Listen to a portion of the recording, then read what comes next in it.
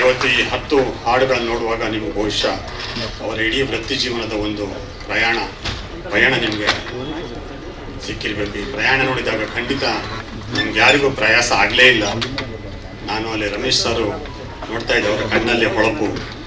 ಅವರು ಅಲ್ಲೇ ಡಿಸ್ಕಷನ್ ಮಾಡ್ತಾ ಇದ್ರು. ಇಂದ್ರಜಿತ್ ಲಂಕೇಶ್ ಹೇಳಿದ್ರು, ಏನ್ರಿ ಅದು ಒನಕೆ ಒಬ್ಬವನ ಹಾಡು, ಮೈ ಜುಮ್ ಅನಿಸ್ತಾ ಇದೆ. ಅಂದರೆ ಒಬ್ಬ ನಿರ್ದೇಶಕ, ಒಬ್ಬ ನಟನಿಗೆ ಹೀಗಾಗಿದೆ ಅಂದರೆ ನಮಗೆ ನಿಮಗೆಲ್ಲ ಯಾವ ಥರ ಆಗಿರ್ಲಿಕ್ಕಿಲ್ಲ. ನಾವು ಖಂಡಿತವಾಗಿಯೂ ಇದೇ ಅವರಿಗೆ ಸಲ್ಲುವಂಥ ಬಹಳ ದೊಡ್ಡ ಗೌರವ ಅಂತ ನಾನು ಭಾವಿಸಿದ್ದೀನಿ. ಜಯಂತಿ ಮ್ಯಾಮ್ ಅವರ ಪುಸ್ತಕ ಬರೆಯುವಾಗ ನನಗೆ ಬಹಳ ಮುಖ್ಯ ಕಾರಣ ಗೌರಿ ಲಂಕೇಶ್. ನಾನು ಆಗಲೇ 4 ದೊಡ್ಡ ನಾಯಕ ನಟರ ಆತ್ಮಚರಿತ್ರೆ ಬರೆದಿದ್ದೆ. ಶೆಣೈ ಜಯಂತಿಯವರ ಆತ್ಮಕಥನ ಬರಿಬೇಕು, ಆದರೆ ಅವರಿಗೆ ಹರ್ಟ್ ಆಗಬಾರ್ದು, ನೋವಾಗಬಾರ್ದು, ಯಾವುದೇ ಕಾರಣಕ್ಕೆ ಅವರಿಗೆ ನೋವು ಮಾಡಬಾರ್ದು ಅಂದಾಗ ಏನೋ ನನಗೆ ಒಬ್ಬ ಪತ್ರಕರ್ತನಾಗಿ ಕೈ ಕಟ್ಟಿದಂಗೆ ಆಯಿತು.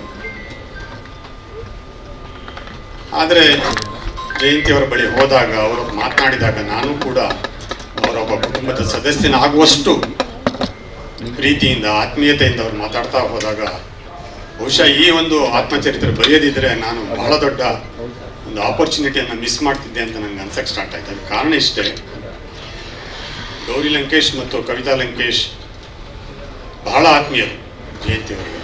ಲಂಕೇಶ್ ಅವರ ಪತ್ನಿ ಇಂದಿರಾ ಲಂಕೇಶ್ ಕೂಡ ಬಹಳ ಆತ್ಮೀಯರು. ಎಲ್ಲ ಒಟ್ಟಿಗೆ ವಾಕಿಂಗ್ ಹೋಗ್ತಿದ್ರು, ಮಾತಾಡೋರು, ಜಾಗಿಂಗ್ ಮಾಡೋರು.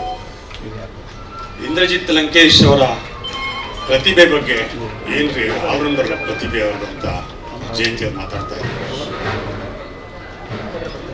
ಎಷ್ಟೋ ಬಾರಿ ಮಾತನಾಡ್ತಾ ಇರುವಾಗ ಅವರ ಕಣ್ಣಂಚಿನಲ್ಲಿ ನೀರು ಬಂದಿತ್ತು. ಅವರು ಹತ್ತಿದ್ದಾರೆ. ಅವರ ಮನೆಯಲ್ಲಿ ನಾನು ಮತ್ತು ಜಯಂತಿ ಇಬ್ಬರೇ ಇದ್ರು. ನನಗೆ ದ್ವಂದ್ವ ನೋಡಿ, ಒಬ್ಬ ಪತ್ರಕರ್ತನಾಗಿ ಬ್ರೇಕಿಂಗ್ ನ್ಯೂಸ್ ಸಿಕ್ತು, ಒಳ್ಳೆ ಐಟಮ್ ಸಿಕ್ತು ಅಂತ ಒಂದ ಖುಷಿ ಪಡಬೇಕು, ಪತ್ರಕರ್ತರಿಗೆ ಖುಷಿನೇ. ಆದರೆ ನನಗೆ ಗೌರಿ ಹೇಳಿದ ಮಾತುಗಳು ನೆನಪಾಗ್ತಾ ಇತ್ತು. ಅವರ ಕಣ್ಣನ್ನು ಒರೆಸುವ, ಕಣ್ಣೀರನ್ನು ಒರೆಸುವಂತ ಕೆಲಸ ಮಾಡಬೇಕು. ಇಲ್ಲಾಂದ್ರೆ ರೋಚಕತೆಯನ್ನ ಬರಿಬೇಕಾಗುತ್ತೆ. ಆದರೆ ನಾನು ರೋಚಕತೆ ಬದಲಿಗೆ ಅವರ ಕಣ್ಣೀರು ಒರೆಸುವಂತ ಕೆಲಸವನ್ನು ಮಾಡಿದ ತೃಪ್ತಿ ನನಗಿದೆ.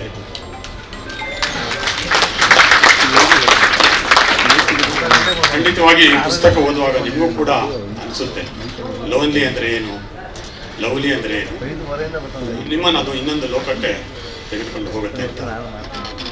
ನಾನು ಬಹುಶಃ ಇವತ್ತು ಈ ಸಮಾರಂಭ ಇದ್ದಾಗ ಅವರು ಇದ್ದಿದ್ರೆ ಬಹಳ ಖುಷಿ ಪಡ್ತಿದ್ರು. ಇನ್ನೂ ಇವತ್ತು ಉದ್ಯಮದ ಅನೇಕ ಹಿರಿಯರು ಬಂದಿದ್ದಾರೆ. ಭಾವನಾ ಅವರು ಬಂದಿದ್ದಾರೆ, ಪ್ರೇಮ ಬಂದಿದ್ದಾರೆ, ಪೂಜಾ ಗಾಂಧಿ, ಸುಂದರ್ ರಾಜ್ ಅವರು, ನಿಖಿತಾ ಅವರು, ನಂಜುಂಡೇಗೌಡರು, ರಾಜೇಂದ್ರ ಸಿಂಗ್ ಬಾಬು ಅವರು, ಎಷ್ಟು ಜನ ಬಂದಿದ್ದಾರೆ. ಇಲ್ಲಿ ಇಡೀ ಉದ್ಯಮ ಒಂದು ಅರ್ಧ ಸಾರಾ ಗೋವಿಂದವರಿದ್ದಾರೆ, ಕೃಷ್ಣೇಗೌಡರಿದ್ದಾರೆ, ಇನ್ನಷ್ಟು ಜನ ಬರ್ತಾರೆ. ಇದು ಅವರಿಗೆ ಉದ್ಯಮ ಕೊಡುವಂಥ ಒಂದು ಗೌರವ. ಅವ್ರು ಇದ್ದಿದ್ರೆ ಬಹುಶಃ ಇಲ್ಲಿ ಈ ಹಾಲೇ ಸಾಕಾಗ್ತಿರ್ಲಿಲ್ಲ. ಜೊತೆಗೆ ಗೌರಿ ಇದ್ದಿದ್ರೆ ಅವರೇ ಇಡೀ ಸಮಾರಂಭದಲ್ಲಿ ಓಡಾಡ್ತಾ ಇದ್ರು. ಇವತ್ತು ಜಯಂತಿ ಅವರಿಲ್ಲ, ಅವರ ಮಗ ಇದ್ದಾರೆ. ಗೌರಿ ಅವರ ಬದಲಿಗೆ ಇಂದ್ರಜಿತ್ ಮತ್ತು ಕವಿತಾ ಇದ್ದಾರೆ. ನಾವು ನೀವೆಲ್ಲ ಇದ್ದೀವಿ. ಖಂಡಿತ ಈ ನಾಡು ಕಂಡ ಶ್ರೇಷ್ಠ ಕಲಾವಿದಿಗೆ ನಾವು ಈ ರೀತಿ ಗೌರವ ಅರ್ಪಿಸೋಣ. ಇನ್ನೇನು ಕೆಲವೇ ಕ್ಷಣಗಳಲ್ಲಿ ಮುಖ್ಯಮಂತ್ರಿಗಳು ಕೂಡ ಆಗಮಿಸಲಿದ್ದಾರೆ. ಸಮಯ ವ್ಯರ್ಥ ಆಗಬಾರ್ದಂತ ನಾವು ಸಮಾರಂಭವನ್ನು ಆರಂಭ ಮಾಡಿದ್ದೀವಿ. ಇಷ್ಟು ಹೇಳಿ ನಾನು ನೇರವಾಗಿ ಈಗ ಸ್ವಾಗತ ಭಾಷಣಕ್ಕೆ ನಾನು ಕರೆದಿದ್ದು, ಬೇರೆನೋ ಮಾತಾಡಿದೆ ನಾನು. ಬಹಳ ಮುಖ್ಯವಾಗಿ ರಮೇಶ್ ಅರವಿಂದ್ ಅವರಿಗೆ ನಾನು ಥ್ಯಾಂಕ್ಸ್ ಹೇಳ್ಬೇಕು. ನಾನು ಒಂದು ದಿವಸ ರಾತ್ರಿ 10 ಗಂಟೆಗೆ ಅವರಿಗೆ ಫೋನ್ ಮಾಡಿದೆ, ಈ ಥರ ಜಯಂತಿ ಮ್ಯಾಮ್ ಅವರ ಬುಕ್ ಬರೆದಿದ್ದೀನಿ. Very fine. ಅವ್ರಿಗೆ ಗೊತ್ತಲ್ಲ, 10 ಗಂಟೆ ಅಲ್ಲ 12 ಗಂಟೆ ಮಾತಾಡಿದ್ರೆ ಆ ಎನರ್ಜಿ ಅವ್ರದ್ದು ಹಂಗೆ ಇರುತ್ತೆ. ಏನು ಮಾಡಬೇಕು ಅಂದರು, ಎಲ್ಲ ನೀವು ಮುನ್ನುಡಿ ಬರಿಬೇಕು, you know her very well. ಅವ್ರು ಎರಡೇ ಮಾತಾಡಿದ್ರು, ಶೆಣೈ ನಾನು ಪುಸ್ತಕ ಓದಿ ಮುನ್ನುಡಿ ಬರಿಲ್ಲ, ಅಥವಾ ನನಗೆ ಗೊತ್ತಿರೋದನ್ನು ಹೀಗೆ ಬರಿಲ್ಲ ಅಂತ ಕೇಳಿದ್ರು. ಸರ್ ನಿಮ್ಮ ಇಷ್ಟ. ಟೈಟ್ಲ್ ಏನಂದ್ರು, ಲವ್ಲಿ ಬಟ್ ಲೋನ್ಲಿ ಅಂದ ಕೂಡಲೇ ನನಗೇನೋ ಒಂದು ಐಡಿಯಾ ಬರುತ್ತೆ, ನಾನು ಬರೆದು ಕೊಡ್ತೀನಿ. ನಿಮ್ಗೆ ಅದು ಇಷ್ಟ ಆಗಿಲ್ಲ ಅಂದರೆ ನಾಳೆ ಪುಸ್ತಕ ನೋಡಿ ಓದಿ ಮತ್ತೊಂದು ಬರೆದು ಕೊಡ್ತೀನಿ. ನನಗೆ ರಾತ್ರಿ 10:15 ಸರ್ ಅಲ್ಲ ಸರ್ ನೀವು ಮಾತಾಡಿದ್ದು. ಬೆಳಗಿನ ಜಾವ 5:45 ನನ್ನ ಇನ್ಬಾಕ್ಸಲ್ಲಿ ಅವ್ರದ್ದು ಆಡಿಯೋ ಇತ್ತು.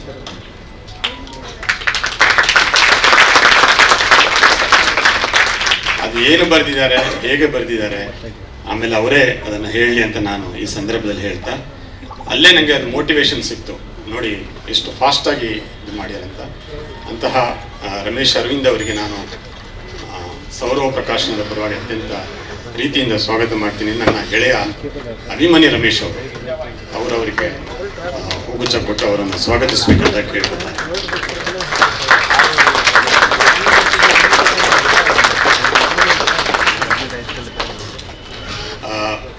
ಪ್ರಣಯರಾಜ ಶ್ರೀನಾಥ್ ಅವ್ರ ಬಗ್ಗೆ ಹೇಳಲೇಬೇಕು. ಈ ಸಮಾರಂಭದ ಅಧ್ಯಕ್ಷರು ಆ್ಯಕ್ಚುಲಿ ಅವರ ಕುಟುಂಬದಲ್ಲಿ ಇವತ್ತು ಒಂದು ಡೆತ್ ಆಗಿದೆ. ಅವರೆಲ್ಲ ಇಡೀ ದಿನ ಒಂದು ಸಮಾರಂಭದಲ್ಲಿ ಇದ್ದರು, ಮೊದಲಿಗೆ ಬರ್ಲಿಕ್ಕೆ ಆಗಲ್ಲ ಅಂತ ಮಲ್ಲೇಶ್ವರದಲ್ಲಿ ಆ ಸಮಾರಂಭ ನಡೀತಾ ಇದೆ. ಅವರೇ ಅದನ್ನು ಅರೇಂಜ್ ಮಾಡಿದ್ರು. ಅದು ಕೂಡ ಅವ್ರಿಗೆ ಮನಸ್ಸು ಬದಲಾಯಿತು. ರಾತ್ರಿ ಮತ್ತೆ ಫೋನ್ ಮಾಡಿ, ಶಣೆ ನಿಮಗೋಸ್ಕರ ಜಯಂತಿಗೋಸ್ಕರ ನಾನು ಬಂದೇ ಬರ್ತೀನಿ, ಒಂದು 1 hour ಇದ್ದು ಹೋಗ್ತೀನಿ, ಪರವಾಗಿಲ್ವ ಅಂದ್ರೆ ಆಯಿತು ಅಂದೆ. ಗಣೇರಾಜ ಶ್ರೀನಾಥ್ ಅವ್ರ ಬಗ್ಗೆ ಜಯಂತಿ ಅವರು ತುಂಬ ಮಾತಾಡಿದ್ರು. ಪುಸ್ತಕದಲ್ಲಿ 2-3 ಅಧ್ಯಾಯ ಇದೆ, ನೀವೇ ಓದಿ. ಅವರು ಕೂಡ ಮಾತಾಡಬಲ್ಲರು, ಸಮಕಾಲೀನರವರು. ಅವರ ಕೊಡುಗೆಗಳು ಅನನ್ಯ, ಅವರ ಸಂಬಂಧಗಳು ಬಹಳ ಮೌಲ್ಯಯುತವಾಗಿದ್ದವು. ಇಂತಹ ಒಂದು ಸಮಾರಂಭದಲ್ಲಿ ಅವರ ಅಧ್ಯಕ್ಷತೆಯಾಗಿ ಬಂದಿದ್ದೇ ನನಗೆ ಬಹಳ ಖುಷಿ. ಮತ್ತೊಮ್ಮೆ ಸೌರವ್ ಪ್ರಕಾಶನದ ಪರವಾಗಿ ಸತೀಶ್ ಅವರು ಇಲ್ಲಿ ವೇದಿಕೆಯಲ್ಲಿ ಸತೀಶ್ ಅವರಿಗೆ ಹೂಗುಚ್ಛ ಕೊಟ್ಟು ಸ್ವಾಗತ ಮಾಡಬೇಕಂತ ಕೇಳ್ಕೊತಾ ಇದ್ದೀನಿ.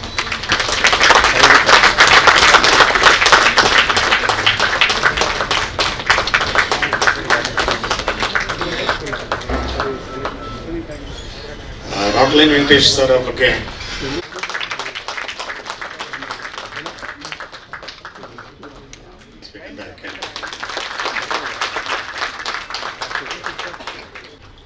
ಇದು ಹೋಗಲೇಬೇಕಾದಂಥ ಕಾರ್ಯಕ್ರಮ. ಎಲ್ಲ ಅರೇಂಜ್ ಮಾಡ್ಬಿಟ್ಟು ಬಂದ್ವಿ. ಮನೆಯವರೆಲ್ಲ ಇದ್ದಾರೆ, ಪ್ರತಿಯೊಬ್ಬ ಸಂಬಂಧಿಕರು ಇದ್ದಾರೆ. ಬರ್ತಾನೆ ಇದೆ ಫೋನ್ಗಳು, ಹೊರಲಿಲ್ವಾ ಅಂತ. ಅದರಿಂದ ಹೋಗಬೇಕು. ದಯವಿಟ್ಟು ಶ್ರೀನಾಥನ ಈ ಒಂದು ನಿರ್ಗಮನ ಎಲ್ಲರೂ ಕ್ಷಮಿಸ್ಬೇಕು. ಚೆನ್ನಾಗಿ ನೀವು ಅಷ್ಟೇ. ಮಾನ್ಯ ಮುಖ್ಯಮಂತ್ರಿಗಳಲ್ಲಿ ಅವರ ಅನುಪಸ್ಥಿತಿಯಲ್ಲಿ ಕ್ಷಮೆ ಕೇಳ್ತಾ ಇದ್ದೀನಿ. ಪರವಾಗಿಲ್ಲ, ಆದರೂ ಅವರು ಬಹಳ ಒಳ್ಳೆ ಮನುಷ್ಯರು, ಬೇಜಾರು ಮಾಡ್ಕೊಳ್ಳಲ್ಲ, ಗೊತ್ತಾಗಿರುತ್ತೆ ಅವ್ರಿಗೆ. ಜಯಂತಿ ಅವ್ರು ಏನಂತಾರೆ, ಬಹುಶಃ ನಿಮ್ಮೆಲ್ಲರ ಎದುರಿಗೆ ಜಯಂತಿ ಇರ್ಬೋದು, ಆದರೆ ಅವರನ್ನ ಕರಿತಿದ್ದು ಅವ್ರ ಮೊದಲನೇ ಹೆಸರಲ್ಲಿ ಕಮ್ಮು ಅಂತ. ಇವತ್ತು ಧೈರ್ಯವಾಗಿ ನಿಮ್ಮೆಲ್ಲರಿಗೂ ನಾನು ನಿಂತ್ಕೋಬೇಕಾದ್ರೆ ಅದಕ್ಕೆ ಒನ್ ಆಫ್ ದಿ ರೀಸನ್ ಜಯಂತಿ ಅವರೇ. 1970ನೇ ಇಸ್ವಿಯಲ್ಲಿ ಬೆಂಗಳೂರಲ್ಲಿ ಒಂದು ಪ್ರವಾಹ ಪರಿಹಾರ ನಿಧಿಗೆ ಒಂದು ಕಂಠೀರವ ಸ್ಟೇಡಿಯಂ ಪ್ರೋಗ್ರಾಮ್ ಆಯಿತು. 1970. ಅವಾಗಿನ್ನೂ ನಾನು ಸಿನಿಮಾ ಇಂಡಸ್ಟ್ರಿ ಆಗಿ 1 ವರ್ಷನೂ ಆಗಿಲ್ಲ. ನಂದು ಅವ್ರದ್ದು ಚಿಕ್ಕಮ್ಮನ ಒಂದು ಶೂಟಿಂಗ್ ಅಲ್ಲಿ ನಡೀತಾ ಇತ್ತು. ಬೆಂಗಳೂರು ಪ್ರೋಗ್ರಾಮ್ ಇದೆ, ಅದ್ರಲ್ಲಿ ನೀ ಬಾ ಅಂದ್ರು. ಬರ್ತೀನಿ, ಕರಿತಾ ಇದ್ರೆ ಬರ್ತೀನಿ. ಅಲ್ಲಿ ನೋಡಿದ್ರೆ 5 ಲ್ಯಾಂಗ್ವೇಜಿನ ಎಲ್ಲ ಸ್ಟಲ್ವಾರ್ಸು ಇದ್ದಾರೆ. ಜಯಂತಿ ಅವ್ರು ಯಾಕೆ ಕರೆದಿದ್ದಾರೆ ಅಂದ್ರೆ, ನಾನು ನೀನು ಒಂದು ಸ್ಕಿಟ್ ಮಾಡಬೇಕು ಅಂತಂದ್ರು. ಅಯ್ಯೋ, ನಿಮ್ಮ ಜೊತೆ ಸ್ಕಿಟ್ಟು, ಅದು ಸ್ಟೇಡಿಯಂ ಅಲ್ಲ, ಅವರೆಲ್ಲ ಇದ್ದಾಗ ನನ್ನ ಕೈಲಾಗಲ್ಲ ಅಂದೆ. ನಿನ್ನ ಕೈಯಲ್ಲಿ ಆಗುತ್ತೆ, ಬಾ ಮಾಡು ಅಷ್ಟೇ ಹೇಳ್ಬಿಟ್ಟು ಸಂಗೀತ ಮೇಷ್ಟ್ರು ಅಂತ ಒಂದು ಸ್ಕಿಟ್ ಅನ್ನ ನನ್ನ ಕೈಲಿ ಮಾಡಿಸಿದ್ರು. ಪ್ರೋಗ್ರಾಮ್ ನಡೀತಾ ಇದೆ, ರಿಹರ್ಸಲ್ ಮಾಡಿದ್ದು ಅಲ್ಲೇನೆ, ಸ್ಟೇಜ್ ಮೇಲೆ ಹೋಗಿ ಮಾಡಿದ್ರು. ಜನ ಮೆಚ್ಕೊಂಡ್ರು. ಆ ಜನ ಮೆಚ್ಚೋ ಹಾಗೆ ಮಾಡಿದ್ದು ಜಯಂತಿ ಅವರೇ. ಆವತ್ತಿಂದ ಅವರಿಗೆ ನನಗೆ ಗುರುಗಳ ಅವ್ರಿಗೆ ಏನಂತ ಕರೀತಿ. ಇವತ್ತು ಆ ಕಣ್ಣಲ್ಲಿ ಆ ಎಕ್ಸ್ಪ್ರೆಷನ್ ಅದು ಸಾಧ್ಯವೇ ಇಲ್ಲ ಅಂತ ಕಾಣುತ್ತೆ. ಅಷ್ಟು ಚೆನ್ನಾಗಿ ಕೊಡ್ತಾ ಇದ್ರು. ಅವ್ರು ಏನು ಮಾತಾಡಲೇಬೇಕಾಗಿರಲಿಲ್ಲ, ಬರೀ ಕಣ್ಣಲ್ಲೇ ಅಭಿನಯ ಮಾಡ್ತಾ ಇದ್ರು.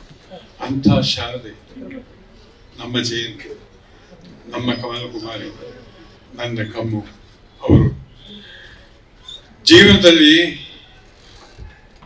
ಲೋನ್ಲಿ ಅಂತ ಹೆಸರಿಟ್ಟಿದ್ದಾರೆ.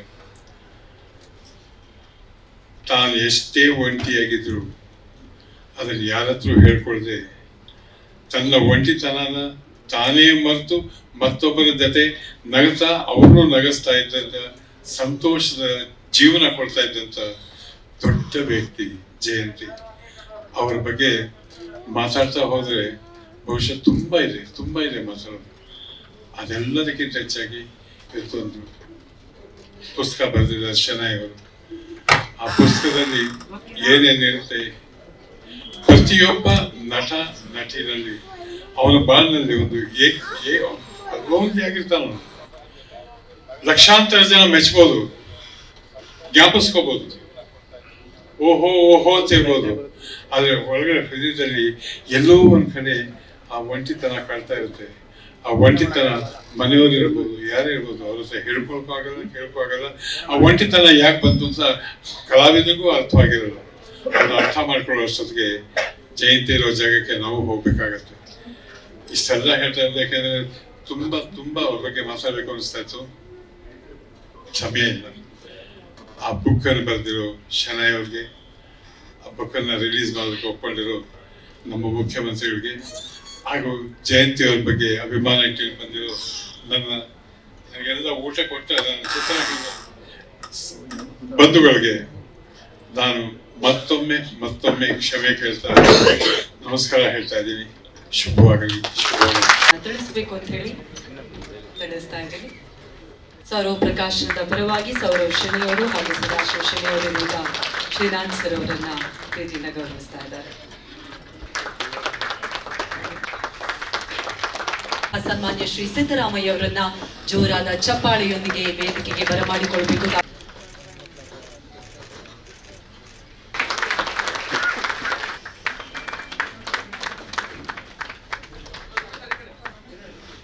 ಕೆ ಸದಾಶಿವ ಶೆಣೈ ಅವರು ರಚಿಸಿರುವ ಧ್ವನಿಯ ಶಾರದೆ.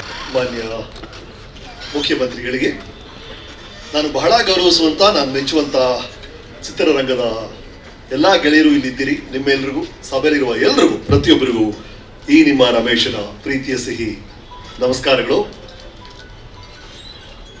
ಸ್ಕೂಲ್ ಡೇಸ್ ಅಲ್ಲಿ ಸ್ಪೋರ್ಟ್ಸ್ ಡೇ ದಿನ ಆಬ್ಸ್ಟಕಲ್ ರೇಸ್ ಅಂತ ಇರ್ತಾ ಇತ್ತು.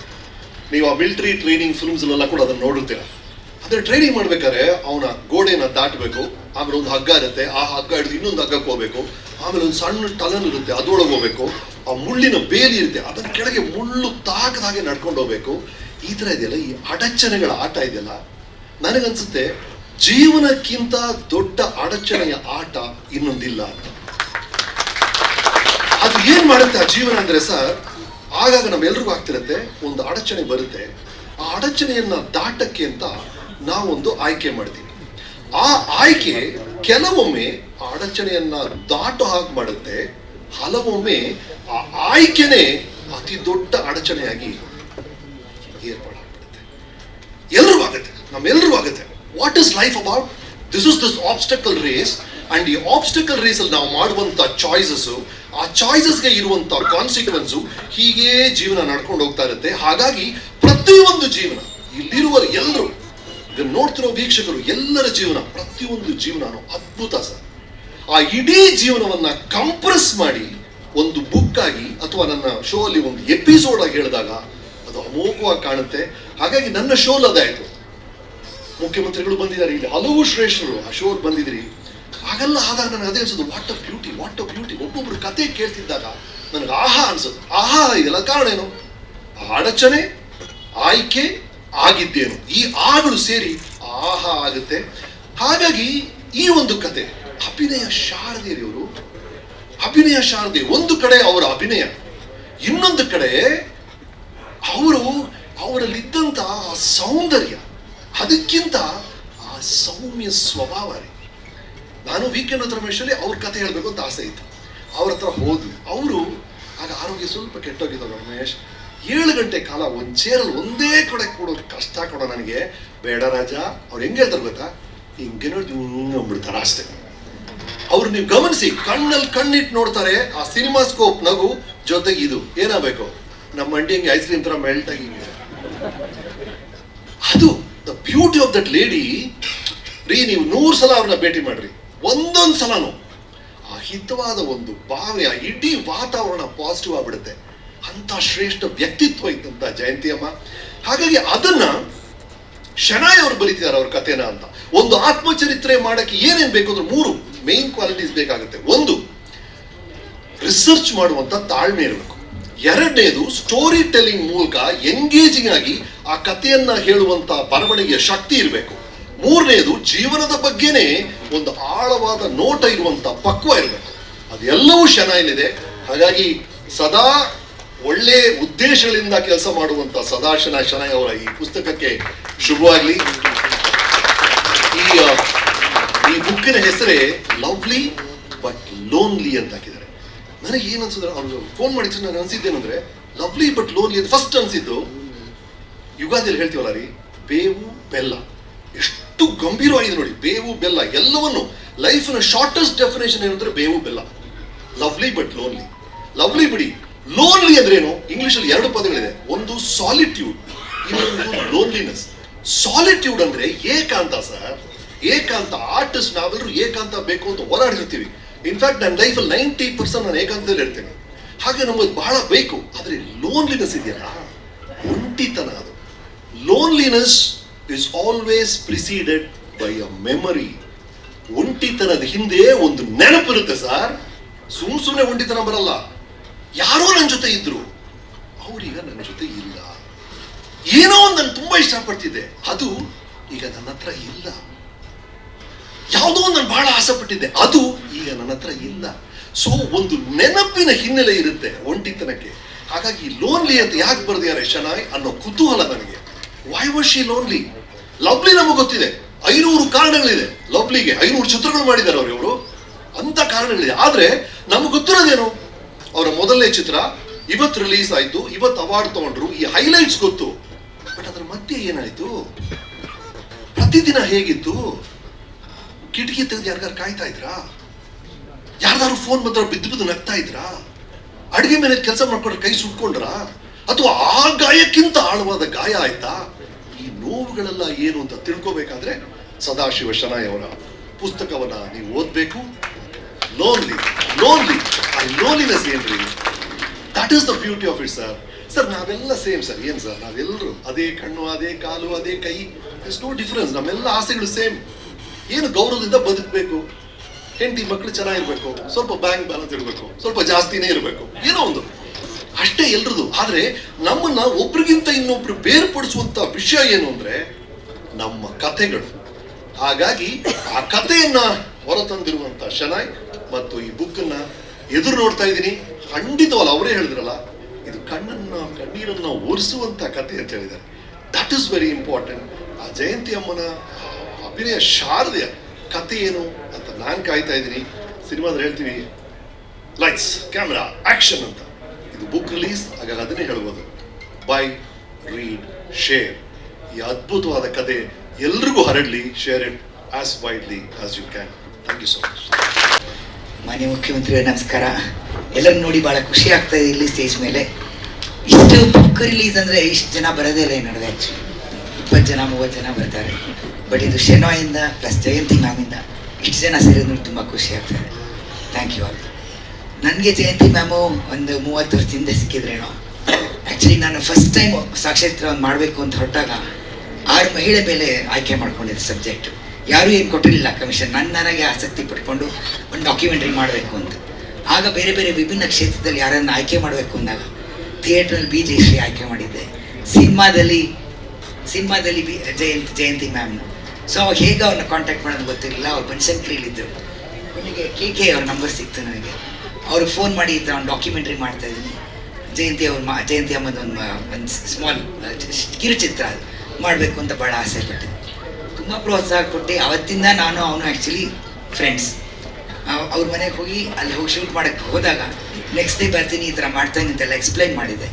ನೆಕ್ಸ್ಟ್ ಡೇ ಹೋದಾಗ ಅವರು ಒಂದು she was around 50 may be, I don't know, around that age. She was wearing tights, leotards, full thing, and she was cycling. And she said, shoot madu Kavita nandu hinge. I said, okay, that was not my idea, but anyway, whatever you do, what you represent as a woman, I want it ಅಂದ್ಬಿಟ್ಟು ಅದನ್ನು shoot ಮಾಡಿದೆ. ಆಮೇಲೆ ಮಾತುಕತೆ ಹೇಳಿದ್ವಿ. So she said ಹೆಲ್ತಿಯಾಗಿರಬೇಕು. ಆ ಥರ ತುಂಬ ಒಂದು ಅವ್ರು ಎಷ್ಟು ಆತ್ಮೀಯವಾಗಿ ಮಾತಾಡೋರು ಅಂದರೆ ಅವತ್ತಿಂದ ನಾನು ಅವ್ರು ನೆಕ್ಸ್ಟ್ ಫೋನ್ ಮಾಡಿದಾಗ KK ನಮ್ಮ ಏರಿಯಾಗ ಉತ್ತರಳ್ಳಿ ಇದ್ದೆ ಮನೆ ನಂದು, ಅಲ್ಲಿ ಶಿಫ್ಟ್ ಆಗಿದ್ರು ಅವರು. ಸೊ ನೆಕ್ಸ್ಟ್ ಫೋನ್ ಮಾಡಿದಾಗ KK ಸಿನಿಮಾ ಮುಗಿದಿದೆ, ಮ್ಯಾಮನ್ನು ಕರಿಬೇಕು. ಮ್ಯಾಮು ಅಂತೀರ ನಾನು ಜಯಂತಿವ್ರೆ ಅಂತ ಕರೀತಿದ್ದೆ, ಕರಿಬೇಕು ಶೋಗೆ ಅಂತ ಹೇಳಿದಾಗ ನಮ್ಮ ಏರಿಯಾ 2 ರೋಡ್ ಆಕ್ರಾಸ್ ಬಂದಿದ್ರಲ್ಲಿ ಸೊ ಅವತ್ತು ಇನ್ನೂ ಜಾಸ್ತಿ ಅವ್ರ ಮನೆಗೆ ಹೋಗೋದು ಬರೋದು ತುಂಬ ಇತ್ತು. ಆಮೇಲೆ ತುಂಬ ಆತ್ಮೀಯವಾಗಿ ಮಾತಾಡೋರು, ಯಾವಾಗ ಸಿಕ್ತಾಗಲೂ ಮೇಜರಿಂದ ಅವ್ರು ಹೇಳ್ದಂಗೆ ಅಥವಾ ಶ್ರೀನಾಥ್ ಸರ್ ಹೇಳ್ದಂಗೆ ಎಷ್ಟು ಒಂದು ರಾಜ ಆ ಥರನೇ ಮಾತಾಡೋದು, ಒಂದು ಮುದ್ದಾಗಿ ಮಾತಾಡೋರು. ಅದು ಒಂದು ನಮ್ಮೊಂದು ಫ್ಯಾಮಿಲಿ ಹೋದಾಗಕ್ಕೆ ಒಂದು ಅವಕಾಶ ಕೊಡ್ತು. ಇದಲ್ಲದೆ ಒಂದು ನನ್ನ ಖುಷಿ ಅಂದರೆ ಚೆನ್ನಾಗಿ ಹೇಳ್ದಂಗೆ ಗೌರಿ ಲಂಕೇಶ್ ಹೇಳಿದ್ದು, ನಮ್ಮ ಅಕ್ಕ ಹೇಳಿದ್ದು ಬರೀರಿ ಅಂತ. ನಾನು ನಂಬಿರಾಗೆ ನಾನಾಗಲಿ ಗೌರಿ ಆಗಲಿ ಆ್ಯಸ್ ಎನ್ ಇಂಡಿಪೆಂಡೆಂಟ್ ವುಮೆನ್ ಆಗಿ ಒಂದು ಸ್ವತಂತ್ರವಾಗಿ ಮಹಿಳೆ ಎಲ್ಲ ಒಂದು ಸಾಮಾಜಿಕಲ್ಲಿ ಹೋರಾಟ ಮಾಡ್ಕೊಂಡು ಬದುಕಕ್ಕೆ ಅಂದರೆ ಒಳಗಡೆ ಒಂದು ಪುರುಷರಷ್ಟು ಧೈರ್ಯ, ಒಂದು ಆತ್ಮವಿಶ್ವಾಸ ಎಲ್ಲ ಇರಬೇಕು. ಅದು ಜಯಂತಿ ಮ್ಯಾಮಲ್ಲಿ ಕಂಡಿದ್ವಿ ನಾವು, ಅದಿತ್ತು. ಅದಲ್ಲದೆ ಶೆನಾಯಲ್ಲಿ ನಾನು ಕಂಡಿರೋದು ಒಂದು ಸಾಫ್ಟ್ನೆಸ್. ಯಾವಾಗ ಒಂದು ಯಾರಿಗೂ ಕೆಟ್ಟ ಅವ್ರು ಬೈದಿಲ್ಲ ಅನ್ಸುತ್ತೆ ಇವತ್ತಿಗೂ, ಯಾರದ್ರೂ ಒಂದು ಕೆಟ್ಟ ಅವ್ರ ಬಗ್ಗೆ ಕೆಟ್ಟದಾಗ ಮಾತಾಡಿರೋದು ನೋಡಿಲ್ಲ ನಾನು. ಆ ಥರ ಒಂದು ಕೈಂಡ್ನೆಸ್ ಅಂಡ್ ಒಂದು womanliness is there in him, and that's very important. ಒಂದು ಬರಿಬೇಕು ಅಂದರೆ ಆ ಒಂದು ಸೆನ್ಸಿಟಿವಿಟಿ ಟುವರ್ಡ್ಸ್ ವುಮೆನ್ಸ್ ಇಶ್ಯೂಸ್ ಇದ್ದರೆ ಮಾತ್ರ ಬರೆಯೋಕ್ಕೆ ಸಾಧ್ಯ. ಎಲ್ಲ ಗಂಡಸರು ಒಂದು ಮಹಿಳೆಯರ ಬಗ್ಗೆ ಬರೀತಾರೆ ಅಂದರೆ ಒಂದು ಪೇಟ್ರಿ ಹಾಕಲಾಗಿ ಒಂದು ಮೇಲ್ನೋಟ ಇಟ್ಕೊಂಡು ಕೆಳಗೆ ನೋಡಿ ಬರಿಬೋದೇನೋ, ಅಥವಾ ಅನುಕಂಪದಿಂದ ಬರಿಬೋದು. ಬಟ್ ಒಂದು ಪ್ರೀತಿ, ಒಂದು ಅವ್ರ ಧೈರ್ಯ ಮೆಚ್ಚಿ ಬರೆಯೋದು ಸ್ವಲ್ಪ ಕಷ್ಟ. But I am sure, I am looking forward to reading it ಚೆನ್ನಾಗಿ. I am sure you would have done a good job. ಅವಾಗ ಓದಿದ್ದೆ ಅವತ್ತು, ಅಫ್ಕೋರ್ಸ್ ಹಂತವಾಗಿ ಪತ್ರಿಕೆಯಲ್ಲಿ ಬರ್ತಿದ್ದಾಗ ಓದ್ತಾ ಇದ್ವಿ. ಬಟ್ ಇವಾಗ ಒಂದು ರಿಫ್ರೆಶ್ನಾಗಿ ಮತ್ತೆ ಓದಬೇಕು ಅಂತ ಭಾಳ ಆಸೆ ಇದೆ. And that's all I can say. Thank you so much for inviting me. I love Jayanti ma'am. ಅದು ಎಷ್ಟು ಜನರು ಹುಡುಗರನ್ನ ಕನಸು ಕೆಟ್ಟಿಸಿದ್ರು ಅಷ್ಟೇ ಮಹಿಳೆಯರು ನಮಗೆಲ್ಲ ಒಂದು ಅಸೂಯೆ ಇರ್ತಿತ್ತು. ಎಷ್ಟು ಚೆನ್ನಾಗಿದಾರಲ್ಲಪ್ಪ, ನಾವ್ಯಾಕೆ ಹಂಗಿಲ್ಲ, ನಾವ್ಯಾಕೆ ಆ ಒಂದು ಎಲ್ಲದರಲ್ಲೂ ಒಂದು ಮಹಿಳೆಯರಿಗೆ ಪುರುಷರಾಗಲಿ ಒಂದು wholesome admiration. She was the only one who could do it and I always love her. Thank you so much. ನಮ್ಮೆಲ್ಲರ ಪ್ರೀತಿಯ ಮುಖ್ಯಮಂತ್ರಿಗಳಾದ ಸಿದ್ದರಾಮಯ್ಯ ಅವರಿಗೆ, ನಮ್ಮ ಚಿತ್ರರಂಗಕ್ಕೆ ಒಂದು ಬೆಳಕು ನಮ್ಮ ಮುಖ್ಯಮಂತ್ರಿಗಳು ಅಂದರೆ ತಪ್ಪಾಗಲಾರ್ದು. ಯಾಕೆಂದರೆ ದಶಕಗಳಿಂದ ನಾನು ನೋಡ್ತಾ ಬರ್ತಾ ಇದ್ದೀನಿ, ನಾವು ಏನು ಕೇಳಿದ್ರು ಚಿತ್ರರಂಗದಿಂದ ಒಂದು ನಿಮಿಷ ಯೋಚನೆ ಮಾಡಿದೆ ಮಾಡಿ ತಗೊಂಡ್ರಿ. ಇವತ್ತು ಚಿತ್ರರಂಗ ಇದು ಎದುರಾಗಿ ವೇದಿಕೆ ಮೇಲೆ ಸ್ನೇಹಿತರು ಮತ್ತು ಹಿರಿಯರು, ಚಿತ್ರರಂಗದ ನಮ್ಮ ಮಿತ್ರರೆಲ್ಲ ಇದ್ದೀರಾ, ಹಾಗೂ ಮಾಧ್ಯಮದ ಮಿತ್ರರು, ತುಂಬ ಸಂತೋಷ ಆಗ್ತಾಯಿದೆ ಈ ವೇದಿಕೆ ಮೇಲೆ ನಿಮ್ಮನ್ನೆಲ್ಲ ಈ ಥರ, ಅದರಲ್ಲೂ ಈ ಥರ ಒಂದು ಪುಸ್ತಕದ ಬಿಡುಗಡೆಯಲ್ಲಿ ನೀವು ಹೇಳ್ತಾ ಇದ್ರಿ 30 ಜನ 40 ಜನ ಸೇರ್ತಾರೆ ಅಂತ. ನಿಜ, ಆದರೆ ಇನ್ನೂ ಈ ದೊಡ್ಡ ಹಾಲ್ ಸಾಲ್ತಾ ಇರಲಿಲ್ಲ ಅನಿಸುತ್ತೆ. ಇನ್ನೂ ದೊಡ್ಡ ಹಾಲ್ ಮಾಡ್ಬೋದಾಯಿತು ಇನ್ನು ಬಂದಿರೋರು. ಸೊ ಈ ಸಂದರ್ಭದಲ್ಲಿ ಜಯಂತಿ ಅಮ್ಮ ಅವರ ಬಗ್ಗೆ ಎಷ್ಟು ಮಾತಾಡಿದ್ರು ಕಮ್ಮಿನೇ. ಅವರ ಸ್ವಭಾವ ಮುಖ್ಯವಾಗಿ, ಒಬ್ಬ ಮನುಷ್ಯನ ವ್ಯಕ್ತಿತ್ವನ ನಾವು ತೂಕ ಹಾಕಬೇಕು ಅಂದರೆ ಅವ್ರ ಸ್ವಭಾವ ತುಂಬ ಮುಖ್ಯ ಆಗ್ತದೆ. ಪ್ರತಿಯೊಂದು ಚಿತ್ರೀಕರಣದ ಸಂದರ್ಭದಲ್ಲಿ ಆಗ್ಬೋದು, ಅಥವಾ ಯಾವುದಾದ್ರೂ ಸಮಾರಂಭಕ್ಕೆ ಬಂದಾಗ ರಮೇಶ್ ಅವ್ರು ಚೆನ್ನಾಗಿರೋರು. ಆ ವಾತಾವರಣ ಹೇಗೆ ಇದ್ರು ಅವ್ರು ಬರ್ತಾ ಇದ್ದಾಗೇನೆ ಎಲ್ಲ ಅಷ್ಟು ಅಚ್ಚುಕಟ್ಟಾಗಿ ನಗ್ತಾ ಎಲ್ಲರೂ ಅಟ್ಮಾಸ್ಫಿಯರ್ನೇ ಬದಲಾಯಿತು. ಅಷ್ಟು ಚೆನ್ನಾಗಿದ್ರು, ನಗ್ತಾ ಪ್ರೀತಿಯಿಂದ ಮಾತಾಡೋರು. ಯಾರೇ ಬರಲಿ, ಎಷ್ಟೇ ಚಿಕ್ಕ ಕಲಾವಿದರು ಬಂದರು ಅದೇ ಗೌರವ, ಯಾರೇ ಇದ್ರೂ ಅಷ್ಟು ಪ್ರೀತಿಯಿಂದ ಮಾತಾಡೋರು. ಜಯಂತಿ ಅಮ್ಮ ಅವರ ಹಾದಿಯಲ್ಲಿ ಎಷ್ಟು ಅಂದರೆ ಇಷ್ಟೊತ್ತು ನಾವು ಅವರ ಹಾಡುಗಳನ್ನು ನೋಡ್ತಾ ಇದ್ವಿ, ಸಮಯ ಹೋಗಿದ್ದೇ ಗೊತ್ತಾಗಿಲ್ಲ ನಮಗೆ. ಅಷ್ಟು ಮಧುರವಾದಂಥ ಹಾಡುಗಳು ಕೇಳ್ತಾ ಇದ್ರೆ ಇನ್ನೂ ಕೇಳಬೇಕು ಅನಿಸ್ತಾ ಇತ್ತು ನಮಗೆ. ಅಫ್ಕೋರ್ಸ್ ಆ ಜನ್ರೇಷನ್ ಇವತ್ತು ನಮ್ಮ ಈ 4 ಹಾಡು ಕೇಳ್ತಿದ್ರೆ ಹೋಗೋಣಪ್ಪ ಸಾಕಿರಪ್ಪ ಹೋಗೋಣ ಅನ್ನೋ ಒಂದು ಅಟ್ಮಾಸ್ಫಿಯರ್ ಇರೋದು. ಆದರೆ ಇಷ್ಟು ಬೇಗ ಆಗೋಯ್ತಲ್ಲ ಅನ್ನೋ ಒಂದಷ್ಟು ನಿಜವಲ್ಲ, ನನಗೂ ಅಷ್ಟು ಖುಷಿ ಆಯಿತು ಹಾಡುಗಳನ್ನ ನೋಡ್ತಾ ಇದ್ದಾಗ. ಆ ರೀತಿ ಅಷ್ಟು ಚಿತ್ರಗಳನ್ನು ಮಾಡ್ಕೊಂಡು ಬಂದು ಅವರ ಕೊನೆಯ ದಿನಗಳವರೆಗೂ ಎಷ್ಟು ಅದ್ಭುತವಾದಂಥ ಚಿತ್ರಗಳನ್ನು ಕೊಟ್ಟು ಅವರ ಸ್ವಭಾವ ಮತ್ತು ಇಡೀ ಚಿತ್ರರಂಗಕ್ಕೆ ಕೊಟ್ಟಿದ್ದಾರೆ ಅಂದರೆ ಅದನ್ನು ನಾವು ಮತ್ತು ನಮ್ಮ ಮುಂದಿನ ಪೀಳಿಗೆ, ಚಿತ್ರರಂಗಕ್ಕೆ ಬರ್ತಾ ಇರೋಂಥ ಪೀಳಿಗೆ ಈ ಒಂದು ಪುಸ್ತಕನ ಓದಿ ಕಲಿಬೇಕು ಅಂತ ನಾನು ಮನವಿ ಮಾಡ್ಕೊಳ್ತೀನಿ. ಯಾಕೆ ಹೇಳ್ತೀನಿ ಅಂದರೆ ಇವತ್ತಿನ ಚಿತ್ರರಂಗಕ್ಕೆ ಬರ್ತಾ ಇರೋಂಥ ಒಂದು ಕಲಾವಿದರಾಗ್ಬೋದು, ಎಲ್ಲರೂ ಇಂಥ ಒಂದು ಪುಸ್ತಕ ನೋಡಿದಾಗ ಚಿತ್ರರಂಗ ಅಂದರೆ ಏನು, ಚಿತ್ರರಂಗಕ್ಕೆ ಬಂದಂಥ ವ್ಯಕ್ತಿಗಳು ಯಾರು, ಆ ವ್ಯಕ್ತಿತ್ವದ ಹಿನ್ನೆಲೆ ಏನು, ಎಲ್ಲ ಇಂಥ ಒಂದು ಚಿತ್ರಣ ಈ ಒಂದು ಪುಸ್ತಕದಲ್ಲಿ ಇರುತ್ತೆ 100%. ಇದನ್ನ ಈ ಒಂದು ಸಾಧನೆ ಮಾಡಿದಂಥ ನಮ್ಮ ಸದಾಶಿವ ಶೆಣೈ ಅವರು ನನ್ನ ಆತ್ಮೀಯರು. ಅವ್ರ ಬಗ್ಗೆ ನಿಜ ಹೇಳಬೇಕು ಅಂದರೆ ನನಗೆ ದಶಕದ ಒಂದು 3-4 ಅಂದರೆ ದಶಕಗಳಿಂದ ಚೆನ್ನಾಗಿ ಪರಿಚಯ.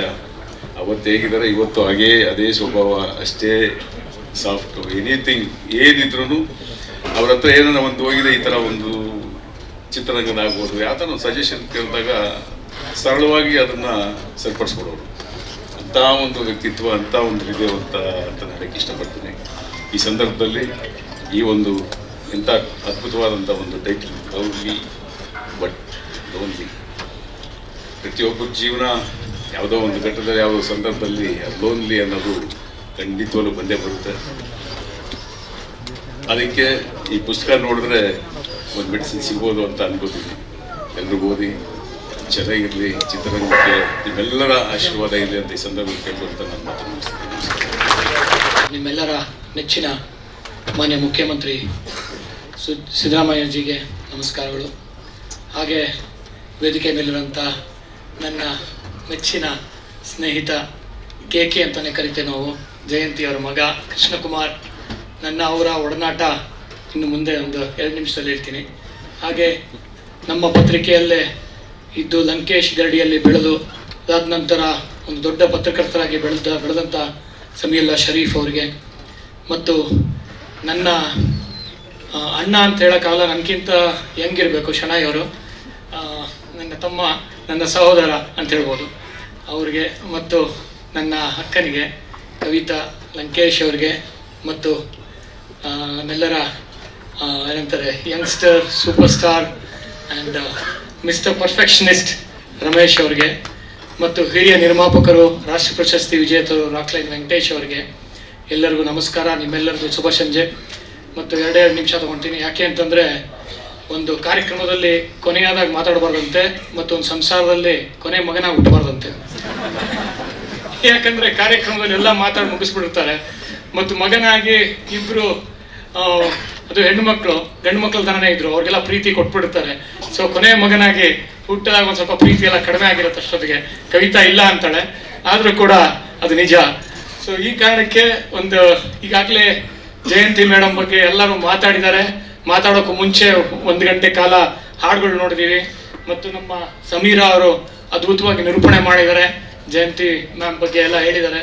ಮತ್ತು ನನ್ನ ಮತ್ತು ಜಯಂತಿ ಮ್ಯಾಮ್ ಅವರ ಸಂಪರ್ಕ ಹೆಚ್ಚಿಲ್ಲದೆ ಇದ್ರೂ ಕೂಡ ಅದು ನಾನು ಬೆಳೀತಾ ಇರೋ ಸಂದರ್ಭದಲ್ಲಿ ನಮ್ಮಪ್ಪ ನಮ್ಮಮ್ಮ ಕಪಾಲಿ ಥಿಯೇಟ್ರಿಗೆ ಮತ್ತು ಸಂತೋಷ್ ಥಿಯೇಟ್ರಿಗೆ ಈ ಥರ ಸಿನಿಮಾಗಳಿಗೆ ಕರ್ಕೊಂಡೋದಾಗ ನಾನು ಜಯಂತಿ ಸಿನಿಮಾಗಳನ್ನ ನೋಡಿ ದೊಡ್ಡವನಾದೆ ಅಂತ ಹೇಳ್ಬೋದು. Of course in the literal sense, ತಪ್ಪು ತಿಳ್ಕೊಬೇಡಿ. ಅದು ದೊಡ್ಡವನಾದ್ವಿ, ಬೆಳೆದ್ವಿ, ಮತ್ತು ಈ ಥರ ಅವರ ಸಿನಿಮಾಗಳು ನೋಡಿಕೊಂಡು ನಾವೆಲ್ಲ ಇನ್ಸ್ಪೈರ್ ಆದವರು. ಮತ್ತು ಅದಾದ ನಂತರ ನಾನು ಪತ್ರಿಕೋದ್ಯೋಗಕ್ಕೆ ಬಂದೆ. ಅಷ್ಟೊತ್ತಿಗೆ ಜಯಂತಿ ಮ್ಯಾಮ್ ಅವರು ರಾಜಕೀಯದಲ್ಲಿದ್ದರು. ರಾಜಕೀಯದ ಆದಮೇಲೆ ರಿಟೈರ್ ಆದರು. ರಿಟೈರ್ ಆದಾಗ ಅವಾಗ ನನಗೆ ಹೆಚ್ಚು ಸಂಪರ್ಕದಲ್ಲಿದ್ದರು. ಆಗ ಯಾಕೆ ಅಂತಂದರೆ ಕವಿತಾ ಮನೆ ಹತ್ರ ಒಂದು ರೋಡ್ ಪಕ್ಕದಲ್ಲೇ ಇದ್ದರು, ಅವಾಗ ಸಂಪರ್ಕದಲ್ಲಿದ್ದರು. ಎಲ್ಲದಕ್ಕಿಂತ ಮುಖ್ಯವಾಗಿ ನಮ್ಮ KK ಅವರು is a man of few words. ಆದರೆ ಒಂದು ಸಂತೋಷ್ ಕೂಡದಲ್ಲಿ ಸಿಕ್ಕಿದಾಗ ಅವ್ರಿಗಿಂತ ಬೆಸ್ಟ್ ಕಂಪನಿ ಇನ್ನೇನೂ ಇಲ್ಲ, ಬೇರೆದಿಲ್ಲ. ಅವರು ಒಬ್ಬ ಮಗನಾಗ ಅಷ್ಟೇ ಅಲ್ಲ, ನಾನು ಅನ್ನೋ ಸೀರಿಯಸ್ ನೋಟ್ ಒಬ್ಬ ಜಯಂತಿ ಮೇಡಮ್ಗೆ ಒಂದು ತಂದೆ ಆಗಿದ್ರು ಅಂತ ಹೇಳಿದ್ರೆ ತಪ್ಪಾಗಲ್ಲ. ಯಾಕೆ ಅಂತಂದರೆ ಕೊನೆ ದಿನಗಳಲ್ಲಿ ಶೆಣೈ ಅವ್ರು ಹೇಳ್ದಂಗೆ ಲವ್ಲಿ ಬಟ್ ಲೋನ್ಲಿ ಅನ್ನೋದು ಒಂದು ಕೋಟ್ಸಲ್ಲಿ ಹೇಳಬೇಕು.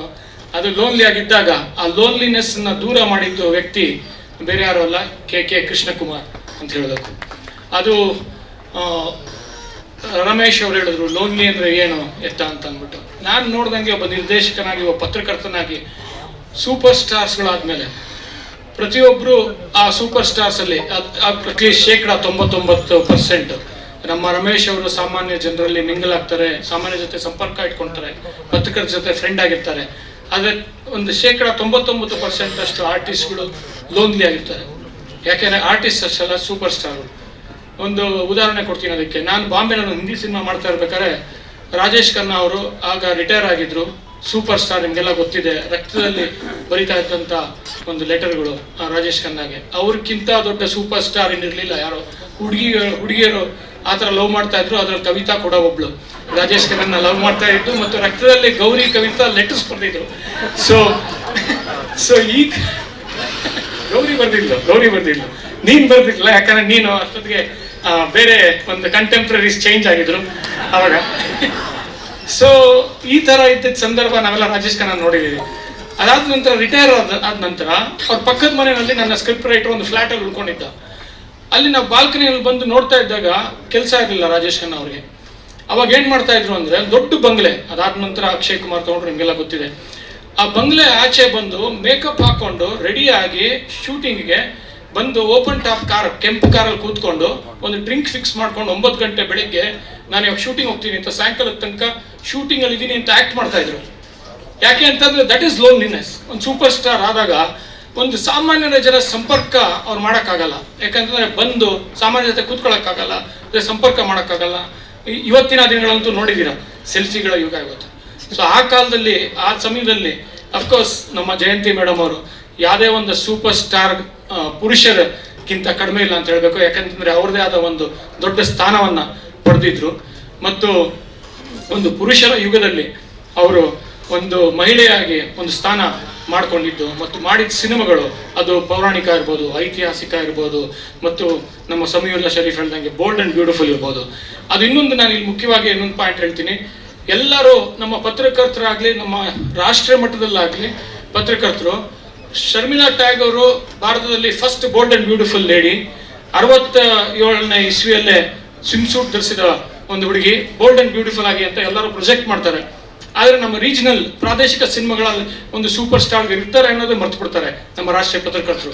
65ರಲ್ಲೇನೆ ಜಯಂತಿಯವರು ಸ್ವಿಮ್ ಸೂಟ್ ಹಾಕೊಂಡು ಮಿಂಚಿ ಎಲ್ಲರ ನಮ್ಮಂತ ಯುವಕರ ಒಂದು ಹೃದಯಗಳನ್ನ ಗೆದ್ದಂತ ಜಯಂತಿ ಅವರಿಗೆ ಅಫ್ಕೋರ್ಸ್ ನಾವು ಬೇಷ್ ಅನ್ಬೇಕು. ಯಾಕಂದ್ರೆ ಆ ಕಾಲದಲ್ಲಿ 65ರಲ್ಲಿ ಯಾರು ಹಾಕೊಂಡ್ರು ಸ್ವಿಮ್ ಸೂಟ್ ಹಾಕೊಂಡು ಬೋಲ್ಡ್ ಆಗಿ ಸ್ವಿಮ್ಮಿಂಗ್ ಪೂಲಲ್ಲಿ ಅಶೋಕನಲ್ಲಿ ಸ್ವಿಮ್ಮಿಂಗ್ ಮಾಡೋದು ಕಷ್ಟ ಇತ್ತು. ಅಶೋಕ ಹೋಟ್ಲ್ ಇತ್ತವಾಗ ಸ್ವಿಮ್ಮಿಂಗ್ ಮಾಡೋದಕ್ಕೆ, ಹುಡುಗಿರು ಬರ್ತಾ ಇರಲಿಲ್ಲ ಸ್ವಿಮ್ಮಿಂಗ್ ಮಾಡೋದಕ್ಕೆ ಸ್ವಿಮ್ ಸೂಟ್ ಹಾಕೊಂಡು.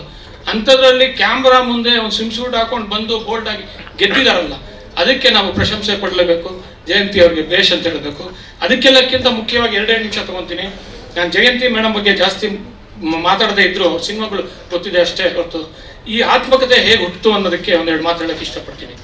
ಅದು ಆತ್ಮಕತೆ ಯಾಕೆ ಹುಟ್ಟಿತು ಅನ್ನೋದಕ್ಕೆ, ಲಂಕೇಶ್ ಇಲ್ದಿದ್ದ ಒಂದು ಲಂಕೇಶ್ ಪತ್ರಿಕೆ ಅವಾಗ 2000ನೇ ಇಸ್ವಿನಲ್ಲಿ ನಮ್ಮಪ್ಪ ತೀರ್ಕೊಂಡ್ರು ಜನವರಿಯಲ್ಲಿ. ಅವಾಗ ನನಗೆ ಮತ್ತು ಗೌರಿಗೆ ಪತ್ರಿಕೆ ಮಾರೋದೇ ಚಾಲೆಂಜಿಂಗ್ ಆಗಿತ್ತು. ಅಂತ ಸಮಯದಲ್ಲಿ ಪತ್ರಕರ್ತರನ್ನ, ಪತ್ರಿಕೆ ಓದುಗರನ್ನ ಮತ್ತೆ ಅಡಿಕ್ಟ್ ಮಾಡಬೇಕು. ಪ್ರತಿ ವಾರ ಅವ್ರ ಜೋಬಲ್ಲಿ ದುಡ್ಡು ತೆಗೆದು ಒಂದು ಅಂಗಡಿಗೆ ಹೋಗಿ ಪತ್ರಿಕೆ ಕೊಂಡ್ಕೊಳ್ಳೋದು ತುಂಬಾ ಕಷ್ಟ ಇತ್ತು. ಯಾಕೆ ಅಂತಂದ್ರೆ ಲಂಕೇಶ್ ಪತ್ರಿಕೆ ಲಂಕೇಶ್ ಇಲ್ಲದೆ ಮಾರೋದಿದೆಯಲ್ಲ. ಯಾಕಂದ್ರೆ ಲಂಕೇಶ್ ಅವರು ಅವರ ಬರಿತಿದ್ದ ಶೈಲಿ ಒಂದು ಡಿಫ್ರೆಂಟು, ಮತ್ತು ಅವರ ಸಾಹಿತ್ಯ ಮತ್ತು ಅವರ ಬರವಣಿಗೆ ಒಂದು ನಾಟ್ತಾ ಇತ್ತು.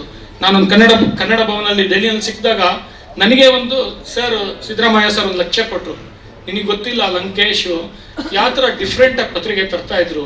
ಆ ಟೈಮಲ್ಲಿ ಯಾಕೆ ಮಾರಕ್ಕೆ ಸಾಧ್ಯವಾಯಿತು ಅಂದರೆ ಲಂಕೇಶ್ ಅವರ ಸಾಹಿತ್ಯ, ಲಂಕೇಶ್ ಅವರ ರಾಜಕೀಯ ವಿಶ್ಲೇಷಣೆ ಮತ್ತು ಲಂಕೇಶ್ ಅವರ ಪ್ರತಿ ವಾರ ಧಾರಾವಾಹಿಗಳು ಅಂತ. ಅದು ನಾವು ಎಲ್ಲೋ ಒಂದು ಕಡೆ ಶುರು ಮಾಡೋಣ ಅಂತ ನಾನು ಗೌರಿ ಒಂದು ಸಂಪಾದಕೀಯ ತಂಡದ ಒಂದು ಮೀಟಿಂಗಲ್ಲಿ ಡಿಸ್ಕಸ್ ಮಾಡಿದ್ವಿ. ಆ ಸಂದರ್ಭದಲ್ಲಿ ಈ ಹಿಂದೆ 20ನೇ ವರ್ಷದ ಒಂದು ವಾರ್ಷಿಕೋತ್ಸವ ಲಂಕೇಶ್ ಅವರ ಒಂದು ನೇತೃತ್ವದಲ್ಲಿ ಆಗ್ತಾನೆ ನಡೆದಿತ್ತು.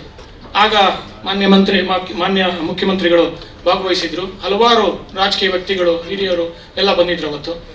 ಆ ಸಂದರ್ಭದಲ್ಲಿ ಆ ಕಾರ್ಯಕ್ರಮ ಯಶಸ್ವಿ ಮಾಡಿದ ಯಾರು ಅಂದ್ರೆ ಶಣೈ ಅವರು. ಯಾಕೆಂತಂದ್ರೆ ಅವ್ರಿಗೆ ಇದ್ದಿದ್ದು ಗುಡ್ ವಿಲ್ ಇತ್ತಲ್ಲ, ಬರೀ ಒಂದು ಫೋನ್ ಕಾಲ್ಗಳಲ್ಲಿ ಇಡೀ ಚಿತ್ರರಂಗದ ಒಂದು ಎಲ್ಲ ಆರ್ಟಿಸ್ಟ್ಗಳನ್ನ, ಡೈರೆಕ್ಟರ್ಸ್ನ, ಎಲ್ಲರನ್ನು, ಹೀರೋಗಳನ್ನ, ಹೀರೋಯಿನ್ಗಳನ್ನ ಒಂದು ಫೋನ್ ಕಾಲ್ ಮೂಲಕ ಕರ್ಸಿದ್ರು. ಅದನ್ನ ಆ ಕಾಂಟ್ಯಾಕ್ಟ್ಸು, ಆ ಗುಡ್ ವಿಲ್ಲು, ಆ ಶಣೈಯಲ್ಲಿ ನಾನು ನೋಡಿದ್ದೆ. ಅವರಲ್ಲಿ ಒಂದು ಸ್ನೇಹ ಜೀವಿ ಮತ್ತು ಗುಡ್ ಎಲ್ಲರ ಜೊತೆನೂ ಒಂದು ಇದ್ದಿದ್ದು ಒಂದು ಸಂಪರ್ಕ. ಅದರಲ್ಲಿ ನಮ್ಮ ಪ್ರೇಮ ಅವರು ಬಂದಿದ್ರು, ನೆನಪಿದೆಯೋ ಇಲ್ಲ ಗೊತ್ತಿಲ್ಲ, ಸೆನೆಟ್ ಹಾಲಲ್ಲಿ ನೀವು ಬಂದಿದ್ರಿ, ಶಣೈ ಅವರ ಕರ್ಕೊಂಬಂದು ಫ್ರಂಟ್ ರೋನಲ್ಲಿ ಕೂಡಿಸಿದ್ರು.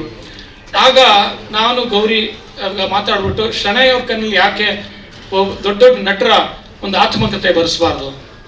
ಆದ್ರೆ ನನಗೂ ಗೌರಿಗೂ ಗೊತ್ತಿತ್ತು, ನಮ್ಮಪ್ಪ ಹೇಳಿದ್ರು 99% ಆತ್ಮಕಥೆಗಳು ಸುಳ್ಳು ಅಂತ ನಮ್ಮಪ್ಪ ಹೇಳಿದ್ರು. ಯಾಕೆ ಅಂತಂದ್ರೆ ಇದೇ ಸಮಯದಲ್ಲಿ ಅವ್ರು ಹೇಳೋದಿಲ್ಲ, ಅದೇ ತರ ವೈಭೀಕರಿಸ್ತಾರೆ. ಅದನ್ನ ಸುಳ್ಳುಗಳು ಮಾತಾಡ್ತಾರೆ, ಒಂದು ಸತ್ಯವನ್ನ ಹೇಳಲ್ಲ, ಒಂದು ನಿಷ್ಠೂರವಾಗಿ ಮಾತಾಡಲ್ಲ, ಒಂದು ವೈಭವೀಕರಿಸಿ ಪುಸ್ತಕನ ಇವತ್ತಿನ TRP ರೇಟಿಂಗ್ಸ್ ತರ ಹಿಂದೆ ಆ ಥರ ಬರೆಸ್ತಾರೆ ಪುಸ್ತಕನ ಅಂತ ಇತ್ತು. ಆದರೆ ಅದನ್ನೆಲ್ಲ ಮೀರಿ ಶೆಣೈ ಅವರು ಅವರ ಒಂದು ವಿಷ್ಣುವರ್ಧನ್ ಅವ್ರದ್ದು ಇರ್ಬೋದು, ವಿಷ್ಣುವರ್ಧನ್ ಸರ್ದು, ಮತ್ತು ಶಿವರಾಜ್ ಕುಮಾರ್ ಸರ್ ಇರ್ಬೋದು, ಮತ್ತು ಉಪೇಂದ್ರ ಅವ್ರದ್ದಿರ್ಬೋದು, ರವಿಚಂದ್ರನ್ ಸರ್ ಅವ್ರದ್ದಿರ್ಬೋದು, ಪ್ರತಿಯೊಬ್ಬರದ್ದು ಅವರು ಹೇಳ್ದಂಗೆ ಅವ್ರದೇ ಒಂದು ಲೈಫೇನೆ ಒಂದು ಕಲರ್ಫುಲ್ ಆಗಿತ್ತು. ಪ್ರತಿಯೊಂದನ್ನು ಮಾಡಿ ನಮ್ಮ ಲಂಕೇಶ್ ಪತ್ರಿಕೆ ಮತ್ತೆ ಪ್ರತಿ ವಾರನೂ ಅಡಿಕ್ಟ್ ಆದಂಗೆ ಆ ಒಂದು ಧಾರಾವಾಹಿಗಳನ್ನ ಶುರು ಮಾಡಿ ಅದು ಸಕ್ಸಸ್ ಆಗಿ ಇವತ್ತು 4 ಪುಸ್ತಕಗಳು ತಂದಿದ್ದಾರೆ. 5ನೇ ಪುಸ್ತಕ ಇವತ್ತು ಬಿಡುಗಡೆ ಆಗ್ತಾ ಇದೆ. ಅದು ಎಂಥ ವಿಶೇಷವಾದ ಒಂದು ಮೀಟಿಂಗ್ ಅಂದರೆ ಸಂಪಾದಕೀಯದಲ್ಲಿ ಗೌರಿ ಅದನ್ನು ತಂದಿದ್ದೆ. ಆ್ಯಕ್ಚುಲಿ ಗೌರಿ ಲಂಕೇಶ್ ಇವತ್ತು ನೆನಪಿಸ್ಕೊಳ್ಳೇಬೇಕು ನಾವು. ಯಾಕಂತಂದ್ರೆ ಅವತ್ತು 4 ಜನ ಪುರುಷರು ತಂದಿದ್ದೀರಾ. ಮೊದಲೇ ನಿಮ್ಮ ಪುರುಷರದ ಒಂದು ಸಮಾಜ ಇದು ಚಿತ್ರರಂಗ, ಈ ಮಧ್ಯದಲ್ಲಿ ಒಬ್ಬ ಮಹಿಳೆಯರು ತರಬೇಕು ನೀವು ಅಂತ ಪಟ್ಟಿಡಿದ್ಲು. ಅವಾಗ ಯಾರು ಮಹಿಳೆ ತರಬೇಕಮ್ಮ ಅಂತಂದ್ರೆ ಒಬ್ಬ ಸೂಪರ್ ಸ್ಟಾರ್ ತರಬೇಕಲ್ಲ, ಸೇಲ್ ಆಗ್ಬೇಕಲ್ಲ ಅಂದಾಗ ಇಲ್ಲ ಜಯಂತಿ ಮೇಡಮ್ ತರಬೇಕು ಅಂತ ಅಂದಾಗ ಜಯಂತಿ ಮೇಡಮ್ ಅವ್ರದ್ದು ತಂದಿದ್ದು ಎಷ್ಟು ಅದ್ಭುತವಾಗಿ ಎಷ್ಟು ಸರಳವಾಗಿ ನಿರೂಪಣೆ ಮಾಡಿದ್ರು ಶೆಣೈ ಅಂದ್ರೆ ಅಲ್ಲಿ ವೈಭವೀಕರಿಸೋದು ಬೇಕಾಗೇ ಇರಲಿಲ್ಲ. ಯಾಕಂದ್ರೆ ಅವ್ರ ಒಂದು ಜೀವನನೇ ಅಷ್ಟು ರೋಚಕವಾಗಿತ್ತು, ಅಷ್ಟು ಇಂಟ್ರೆಸ್ಟಿಂಗ್ ಆಗಿತ್ತು, ಅಷ್ಟು ಕಲರ್ಫುಲ್ ಆಗಿತ್ತು, ಅಷ್ಟು ಗ್ಲಾಮರಸ್ ಆಗಿತ್ತು, ಅಷ್ಟು ನೋವಿನಿಂದ ಕೂಡಿತ್ತು. ಈ ಕಾರಣದಿಂದ ಅದು ಅದ್ಭುತವಾಗಿ ಸಕ್ಸಸ್ ಆಗಿ ಇವತ್ತು ಜಾಸ್ತಿ ಮಾತಾಡೋಕೆ ಹೋಗಲ್ಲ ಜಯಂತಿ ಅವರ ಪುಸ್ತಕದ ಬಗ್ಗೆ. ಯಾಕಂದ್ರೆ ನೀವೆಲ್ಲ ಕಾಸು ಕೊಟ್ಟು ಕೊಂಡ್ಕೋಬೇಕು, ಶೆಣೈ ಅವ್ರಿಗೆ ವಾಪಸ್ ದುಡ್ಡು ಬರಬೇಕು, ಪ್ರಿಂಟ್ ಮಾಡಿದ್ದಾರೆ ಅದೆಲ್ಲ ಸೌರವ್ ಒಂದು ಪಬ್ಲಿಕೇಶನ್ ಸಕ್ಸಸ್ ಆಗಬೇಕು. ಸೊ ಈ ಕಾರಣದಿಂದ ಆ ಒಂದು ಪುಸ್ತಕ ಇವತ್ತು ಒಂದು ಪುಸ್ತಕದ ರೂಪದಲ್ಲಿ ಬಂದಿದೆ. ಒಂದು ಪ್ರತಿ ವಾರನೂ ಧಾರಾವಾಹಿ ಬಂದಿದ್ದು ಪುಸ್ತಕ ಇವತ್ತು ಒಂದು ಪುಸ್ತಕದ ರೂಪ ಕೊಟ್ಟಿದ್ದು ನಮ್ಮ ಶೆಣೈ ಅವರ ಮಗ ಸೌರವ್ ಪಬ್ಲಿಕೇಶನ್ಸ್ ಅವರು, ಅವ್ರಿಗೂ ಧನ್ಯವಾದ ಹೇಳಬೇಕು. ಮತ್ತು ಅವರ ಒಂದು ಬಿಹೈಂಡ್ ಎವ್ರಿ ಸಕ್ಸಸ್ಫುಲ್ ಮ್ಯಾನ್ ಇವತ್ತು ಇನ್ನೊಬ್ಬರು ನೆನೆಸ್ಕೋಬೇಕು. ಶೆಣೈ ಅವರ ಒಂದು ಧರ್ಮಪತ್ನಿಯವನು ಅವರು ಬಂದಿದ್ದಾರೆ ಇವತ್ತು. ಧರ್ಮಪತ್ನಿಯವರು ಅವ್ರಿಗೆ ಸಮಯ ಕೊಟ್ಟು ಈ ಪುಸ್ತಕಗಳೆಲ್ಲ ಪುಸ್ತಕ ರೂಪದಲ್ಲಿ ಅವರು ನೆನೆಸ್ಕೊಂತಲ್ಲ ಶೆಣೈ ಅವರು. ಯಾಕೆ ಶೆಣೈ? ಸೊ ಇಷ್ಟೆಲ್ಲ ಬಂದಿದ್ದಾರೆ ಶೆಣೈ. ಕೊನೆಯದಾಗ ಒಂದು ಮಾತಾಡ್ತೀನಿ. ಈ ನೆಕ್ಸ್ಟ್ ಯಾವ್ದು ಆತ್ಮಕಥೆ ಅಂತ ನಿಮ್ಗೆಲ್ಲ ಸಿನಿಮಾ ಪರ್ಸನಾಲಿಟೀಸ್ ಇಷ್ಟೊತ್ತಿಗೆಲ್ಲ ಬರ್ದಿದ್ದೀರಾ. ನೆಕ್ಸ್ಟ್ ಯಾರ್ದು ಆಗ್ಬೋದು? ರಮೇಶ್ ಸರ್ದು ಬರೆಯಂಗಿಲ್ಲ, ಇನ್ನೂ ಇಸ್ ಅ ಯಂಗ್ಸ್ಟರ್. ಯಾಕಂದ್ರೆ ಇಷ್ಟು ಬೇಗ ಅವ್ರ ಆತ್ಮಕಥೆ ಬರಂಗಿಲ್ಲ. ನಮ್ಮಪ್ಪ ಒಂದ್ಸತಿ ಹೇಳಿದ್ರು, ಶಿವರಾಮ್ ಕಾರಂತ್ ಅವರು 35ನೇ ವರ್ಷಕ್ಕೇನೆ ಆತ್ಮಕಥೆ ಬರೆದು ಬಿಟ್ರಂತೆ. ಅದು ಆತ್ಮಕಥೆ ಬರೆದ್ಬಿಟ್ಟು ಅಯ್ಯೋ ನನಗೆ ಅನುಭವನೇ ಇಲ್ಲ ಜೀವನದಲ್ಲಿ ಅಂದ್ಬಿಟ್ಟು ಮತ್ತೆ 60 ವರ್ಷಕ್ಕೊಂದು ಆತ್ಮಕಥೆ ಮತ್ತೆ ಬಂತು, 2ನೇ ಆತ್ಮಕಥೆ. ಸೊ ಈ ಕಾರಣದಿಂದ ರಮೇಶ್ ಅವ್ರದ್ದು ಬರೆಯಕ್ಕಾಗಲ್ಲ. ಮತ್ತು ಇವತ್ತು ರೋಚಕವಾಗಿರೋದು, ವೆರಿ ಇಂಟ್ರೆಸ್ಟಿಂಗ್ ಆಗಿರೋದು, ಒಂದು ಹೋರಾಟದಿಂದ ಕೂಡಿರೋದು, ಜಯಂತಿ ಆ ಒಂದು ಜೀವನಕ್ಕೆ ಸಮಾನತೆಯಾಗಿರೋದು ಆತ್ಮಕಥೆ ಅಂದ್ರೆ ಇವತ್ತು ಒಂದು ವೇದಿಕೆಯ ಹಿಂದೆ ನೋಡ್ತಾ ಇದ್ದೀರಾ, ಒಂದು ಜಯಂತಿ ಅವ್ರದಿದೆ, ಇನ್ನೊಂದು ನಮ್ಮ ಮಾನ್ಯ ಮುಖ್ಯಮಂತ್ರಿ ಸಿದ್ದರಾಮಯ್ಯ ಆತ್ಮಕಥೆ ಅತಿ ಶೀಘ್ರದಲ್ಲಿ ಅತಿ ಬೇಗ ಹೊರಗೆ ಬರಬೇಕು. ಯಾಕಂದ್ರೆ ಪ್ರತಿಯೊಬ್ಬ ರಾಜಕಾರಣಿಗೂ ಅದು ನಿವಾರಣೆ ಆಗುತ್ತೆ. ಯಾಕೆ ಅಂತಂದ್ರೆ ಅವ್ರು ನಡೆದಿರೋ ಜೀವನ ಎಷ್ಟು ಸಮಾನತೆ ಇದೆ ನೋಡಿ. ಬೆಳ್ಳಾರಿಯಿಂದ ಬಂದಿದ್ದು ಜಯಂತಿ ಅವರು, ಇವರು ಒಂದು ಬೆಂಗಳೂರಿಂದ ಬೆಳ್ಳಾರಿಗೆ ಒಂದು ಹೋರಾಟ ಮಾಡಿ ಆ ಹೋರಾಟನೇ ಇವತ್ತು ಒಂದು ಮೈಲಿಗಲ್ಲಾಗಿದೆ, ಒಂದು ಐತಿಹಾಸಿಕ ಆಗಿದೆ. ಮತ್ತೆ ಒಂದು ಮುಖ್ಯಮಂತ್ರಿ ಆಗಕ್ಕೆ ಆ ಹೋರಾಟ ಎಷ್ಟು ಮುಖ್ಯ ಆಯಿತು ಅಂತ ಅಂದ್ಬಿಟ್ಟು. ಮತ್ತು ಅವರ ಒಂದು ಜೀವನ ಅಷ್ಟೇ. ಮುಖ್ಯಮಂತ್ರಿಗಳು ಆದಷ್ಟು ಬೇಗ ಶೆಣೈ ಒಂದು ಆತ್ಮಕಥೆ ಶೆಣೈಯನ್ನ ತರಬೇಕು ಅಂತ ಕೈ ಎತ್ತಾ ಇದ್ದಾರೆ. ಸರ್ ನೀವು ಪರ್ಮಿಷನ್ ಕೊಟ್ರೆ ಅದು ನಿಜವಾಗ್ಲೂ ಒಂದು ಅದ್ಭುತವಾಗಿ ಆತ್ಮಕಥೆ ಬರೋದು ಅಷ್ಟೇ ಅಲ್ಲ, ಅದಕ್ಕೊಂದು ಸಾಹಿತ್ಯ ಅಕಾಡೆಮಿ ಪ್ರಶಸ್ತಿ ಬಂದೇ ಬರುತ್ತೆ. ಯಾಕಂದ್ರೆ ನಿಮ್ಮ ಹೋರಾಟ ಒಬ್ಬ ಕುರಿಯ ಮೇಯಿಸ್ತಾ ಇದ್ದವರು ಒಂದು ವಕೀಲರಾಗಿ, ಮತ್ತು ವಕೀಲರಾದ್ಮೇಲೆ ನಾನು ಒಂದು ಹೇಳ್ತೀನಿ, ಇವತ್ತು ಲಂಕೇಶ್ ಅವ್ರು ಹೇಳಿದ್ರು ಒಂದು ಅಹಿಂದ ನಾಯಕ ಇಲ್ಲ, ಅವಾಗ ನೀವು ಒಂದು ನಾಯಕರಾಗ್ತೀರಾ ಮುಂದೆ ಅಂದಾಗ ಬಜಾಜ್ ಸ್ಕೂಟರ್ ಇತ್ತು. ಬಜಾಜ್ ಸ್ಕೂಟರ್ ಮಾರ್ಬಿಟ್ಟು ಅವ್ರು ಮೊದಲನೇ ಎಲೆಕ್ಷನ್ ನಿಂತಿದ್ದು. ಇವತ್ತು ಆ ಒಂದು ಹೋರಾಟದಿಂದ ಹಿನ್ನೆಲೆಯನ್ನು ಬಂದು ವಕೀಲ ವೃತ್ತಿಯನ್ನು ಬಿಟ್ಟು ಮತ್ತು ಸಂಪೂರ್ಣವಾಗಿ ಒಂದು ಚಿತ್ರರಂಗದ ಅಭಿವೃದ್ಧಿ ಇರ್ಬೋದು, ಅಥವಾ ಚಿತ್ರರಂಗದ ಅಭಿರುಚಿ ಇರ್ಬೋದು, ಮತ್ತು ಒಂದು ಸಾಮಾಜಿಕ ಚಿಂತನೆ ಇರ್ಬೋದು, ಮತ್ತು ಒಂದು ಹೋರಾಟದ ಮನೋಭಾವ ಇರ್ಬೋದು, ಮತ್ತು ಇದೆಲ್ಲದಕ್ಕಿಂತ ಮೀರಿ ಸಾಹಿತ್ಯದ ಒಂದು ಏನಂತಾರೆ ಅವಲೋಕನ ಇರ್ಬೋದು. ಯಾಕಂದ್ರೆ ಸಿದ್ದರಾಮಯ್ಯ ಸರ್ ಅಷ್ಟು ಸಾಹಿತ್ಯ ಓದಿರೋದು ಬೇರೆ ಯಾರು ಇಲ್ಲ. ಅವರು ಮುಖ್ಯಮಂತ್ರಿ 2013ಕ್ಕೆ ಮುಖ್ಯಮಂತ್ರಿ ಆದಾಗ ಅವರು ಫಸ್ಟ್ ಮೊದಲನೇ ದಿನ ಮಾಡಿದ್ದು ಪ್ರತಿಯೊಂದು ಸಾಹಿತಿ ಮನೆಗಳಿಗೂ ಹೋಗಿ ಅವರ ಒಂದು ಅಭಿಪ್ರಾಯಗಳನ್ನ ತಗೊಂಡು ಬಂದು ನಿಮ್ಮ ಅಭಿಪ್ರಾಯಗಳು ಮುಖ್ಯ ಆಗುತ್ತೆ ಅಂತ ಬಂದು ಅವತ್ತಿನ ದಿನ ಸ್ವೇರಿಂಗ್ ಇನ್ ಸೆರೆಮನಿಯಲ್ಲಿ ಇದು ಮಾಡಿದ್ರು ಮುಖ್ಯಮಂತ್ರಿ ಆದ್ರು. ಈ ಕಾರಣದಿಂದ ಶೆಣೈ ಅವ್ರು ತರಬೇಕು, ಸಮೀಲ್ಲ ಇದ್ದಾರೆ ಅವ್ರು ತರಬೇಕು. ಯಾಕಂದ್ರೆ ಈ ಹಿಂದೆ ನಾವು ತಂದಿರೋ ಅಂತ ಒಂದು ಪುಸ್ತಕಗಳಿಗೆ ಅನಂತ್ನಾಗ್ ಅವ್ರದ್ದು ಎಷ್ಟು ಅದ್ಭುತವಾಗಿ ಮೂಡ್ ಬಂದಿದೆ ಅಂದ್ರೆ, ಅದು ನನ್ನ ತಮ್ಮ ಶಂಕರ್ ಅಂತ ಎಷ್ಟು ನೋವಿನಲ್ಲಿದ್ರು ಅಂದ್ರೆ ಅನಂತ್ನಾಗ್ ಅವ್ರು ಅವತ್ತು ಬರೆಯೋಕ್ಕಲ್ಲ, ಅವ್ರ ಮನೆಯಿಂದ ಆಚೆ ಬರಕ್ಕೆ ಆಗ್ತಾ ಇರಲಿಲ್ಲ. ಅವಾಗ ಲಂಕೇಶ್ ಅವರು ಅವ್ರನ್ನ ಮನೆಯಿಂದ ಹೊರಗೆ ತಂದು ಆಫೀಸ್ ಕಚೇರಿಯಲ್ಲಿ ಕೂತ್ಕೊಂಡು ಅವ್ರು ಬುದ್ಧಿವಾದ ಹೇಳಿ ನೀನು ಬರೆಯೋಕ್ಕೆ ಶುರು ಮಾಡು, ನೀನು ಬರೆಯೋಕ್ಕೆ ಶುರು ಮಾಡಿದಾಗ ನಿನ್ನ ನೋವೆಲ್ಲ ಹೊರಗೆ ಬರುತ್ತೆ, ನೀನು ಮತ್ತೆ ಆ್ಯಕ್ಟಿಂಗ್ ಮಾಡೋಕ್ಕೆ ಸಾಧ್ಯ ಅಂತಂದು ಹೇಳಿ ನನ್ನ ತಮ್ಮ ಶಂಕರ್ ಅಂತ ಬರೆದು ಅದಕ್ಕೆ ಸಾಹಿತ್ಯ ಅಕಾಡೆಮಿ ಪ್ರಶಸ್ತಿ ಬಂತು. ಮತ್ತು ನಾನು ಮತ್ತು ಗಂಗಾರ್ ಕುಷ್ಟಗಿಯವರು ವಕೀಲರೊಬ್ಬರ ಬಗೆಹರೆಗಳು ಅಂತ CH ಹನುಮಂತರಾಯರದು ಒಂದು ಆತ್ಮಕಥೆ ತಂದ್ವಿ, ಅದಕ್ಕೆ ಸಾಹಿತ್ಯ ಅಕಾಡೆಮಿ ಪ್ರಶಸ್ತಿ ಬಂತು. ಈಗ ನೆಕ್ಸ್ಟ್ ಬರೋದು ಸಾಹಿತ್ಯ ಅಕಾಡೆಮಿ ಪ್ರಶಸ್ತಿ 2ಕ್ಕೆ, ಒಂದು ಜಯಂತಿ ಮೇಡಮ್ ಅವರ ಒಂದು ಲವ್ಲಿ ಆ್ಯಂಡ್ ಲೋನ್ಲಿಗೆ, ಇನ್ನೊಂದು ನಮ್ಮ ಸನ್ಮಾನ್ಯ ಮುಖ್ಯಮಂತ್ರಿ ಅವರ ಆತ್ಮಕಥೆಗೆ ಅಂತ ಹೇಳ್ತಾ ನಾನು ಮಾತನ್ನು ಮುಗಿಸ್ತೀನಿ. Thank you very much. And ಎಲ್ಲ ಬಂದಿದ್ದಕ್ಕೆ ಮುಖ್ಯಮಂತ್ರಿಗಳಿಗೆ ಮುಖ್ಯವಾಗಿ ಮತ್ತು ಎಲ್ಲರಿಗೂ ಧನ್ಯವಾದ. Thank you sir. ಖ್ಯಾತ ಚಲನಚಿತ್ರ ನಟರಾದಂಥ ರಮೇಶ್ ಅರವಿಂದ ಅವರ ನಿರ್ಮಾಪಕರು ನಟರು ಆದಂಥ ಶ್ರೀ ರಾಕ್ಲೈನ್ ವೆಂಕಟೇಶ್,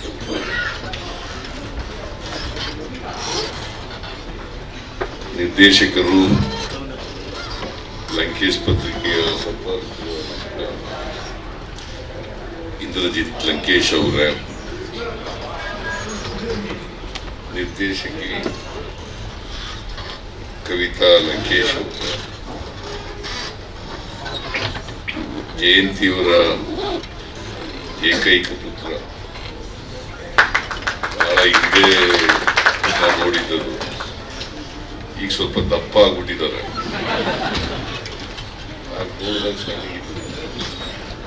ಜಯಂತಿಯವರು ಬದುಕಿದ್ರು ಆಗ ನೋಡಿದ್ದೆ ನಾನು. ಶ್ರೀ ಕೃಷ್ಣಕುಮಾರ್ ಅವರ, ಹಿರಿಯ ಪತ್ರಕರ್ತರು ಆತ್ಮೀಯರಾದಂಥ ಸಮೀವುಲ್ಲಾ ಅವರ, ಈ ಪುಸ್ತಕದ ಕರ್ತರು ಲೇಖಕ ಹಿರಿಯ ಪತ್ರಕರ್ತರಾದಂಥ ಸದಾಶಿವ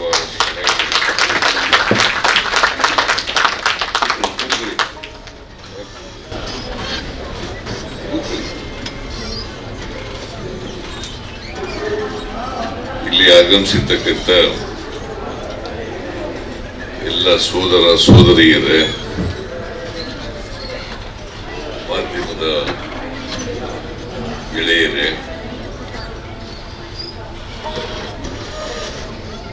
ಶ್ರೀಮತಿ ಜಯಂತಿಯವರ ಎಲ್ಲ ಅಭಿಮಾನಿಗಳೇ, ಸ್ನೇಹಿತರೆ, ಕೆ ಸದಾಶಿವ ಶೆಣೈಯವರು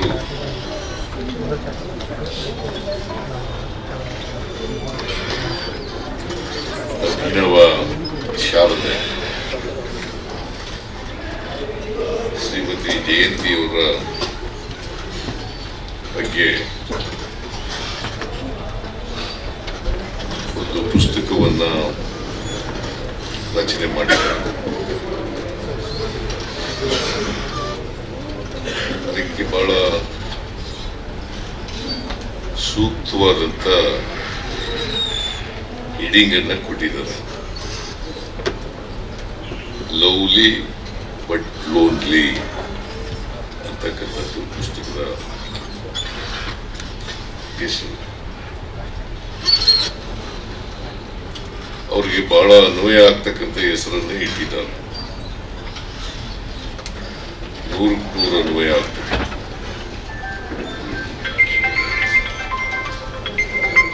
ಸದಾಶಿವ ಶೆಣೈಯವರು ಪತ್ರಕರ್ತರಾಗಿ ಬಹಳ ವರ್ಷಗಳಿಂದ ಪರಿಚಯ ಇರ್ತಕ್ಕಂಥ, ನನ್ನ ಬಗ್ಗೆ ಅಪಾರವಾದಂಥ ಅಭಿಮಾನ ಗೌರವವನ್ನು ಇಟ್ಕೊಂಡಿರ್ತಕ್ಕಂಥ ಅವರು ಜಯಂತಿಯವರ ಬದುಕಿನ ಚಿತ್ರವನ್ನ ಈ ಪುಸ್ತಕದ ಮೂಲಕ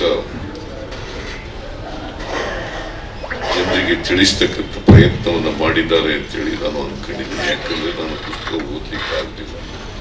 ಮೊನ್ನೆ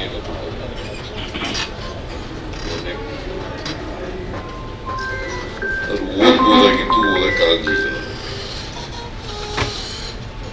ಮತ್ತೆ ಇವತ್ತು ನಿರಂತರವಾದಂಥ ಕಾರ್ಯಕ್ರಮಗಳಿದ್ದವು. ಹಾಗಾಗಿ ಸ್ವಲ್ಪ ತಡವಾಗಿ ಕೂಡ 1 ಅವರ್ 1 ಗಂಟೆ ನಿಮ್ಮನ್ನೆಲ್ಲ ಕಾಯಿಸಿದ್ದೀನಿ. ಅದಕ್ಕೋಸ್ಕರ ವೇದಿಕೆ ಮೇಲಿರೋರು ಮತ್ತೆ ಸಭಿಕರು ಎಲ್ಲರ ಕ್ಷಮೆಯನ್ನು ಕೋರ್ಲಿಕ್ಕೆ ಬಯಸ್ತಾ ಇದ್ದೇನೆ. ನನಗೆ ಶೆಣೆಯವರು ಜಯಂತಿಯವ್ರ ಬಗ್ಗೆ ಒಂದು ಪುಸ್ತಕ ಬರೆದಿದ್ದೀನಿ, ಅದನ್ನು ಬಿಡುಗಡೆ ಮಾಡಬೇಕು, ನೀವೇ ಬರಬೇಕು ಅಂತ ಹೇಳಿ ಹೇಳಿದ್ರು. ಜಯಂತಿಯವರು ಮೇಲೆ ಒಂದು ಪುಸ್ತಕ ಬರೆದ ಮೇಲೆ ಅದನ್ನು ಬರ್ಲಿಕ್ಕೆ ಆಗಲ್ಲ ಅಂತ ಹೇಳಲಿಕ್ಕೆ ಸಾಧ್ಯನೇ ಇಲ್ಲ. ಹಾಗಾಗಿ ನಾವು ಪುಸ್ತಕ ಬಿಡುಗಡೆ ಮಾಡಲಿಕ್ಕೆ ಹೋಗ್ತೇವೆ. ಆದ್ರೆ ಪುಸ್ತಕ ಓದ್ಕೊಂಡಿದ್ರೆ ಚೆನ್ನಾಗಿರ್ತಿತ್ತು ಮಾತಾಡ್ಲಿಕ್ಕೆ.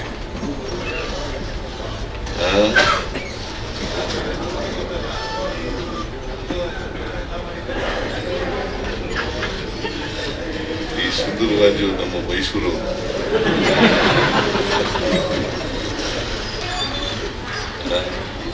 ಗೋವಿಂದು ಮೈಸೂರು ಅವನ್ನೇ.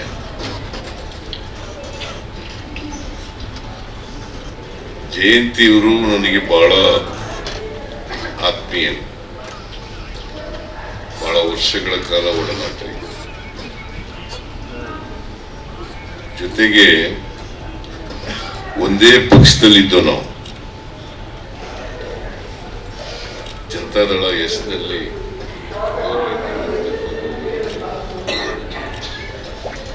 ಅವರನ್ನ ಒಂದ್ಸಾರಿ ಚಿಕ್ಕಬಳ್ಳಾಪುರದಿಂದ ಲೋಕಸಭೆಗೂ ಕೂಡ ಸ್ಪರ್ಧೆ ಮಾಡಿಸಿದ್ರು. ಸುಮಾರು ವೋಟ್ಗಳನ್ನ ತಗೊಂಡಿದ್ರು.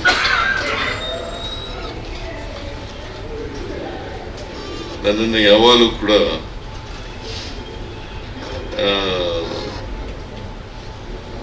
ಹೀರೋ ಹೀರೋ ಅಂತ ಕರೆಯರು. ನನಗೆ ನಾನು ಹೀರೋ ಅಲ್ಲ, ನಾನು ಹೀರೋ ಅಂತ ಕರೆಯೋದು.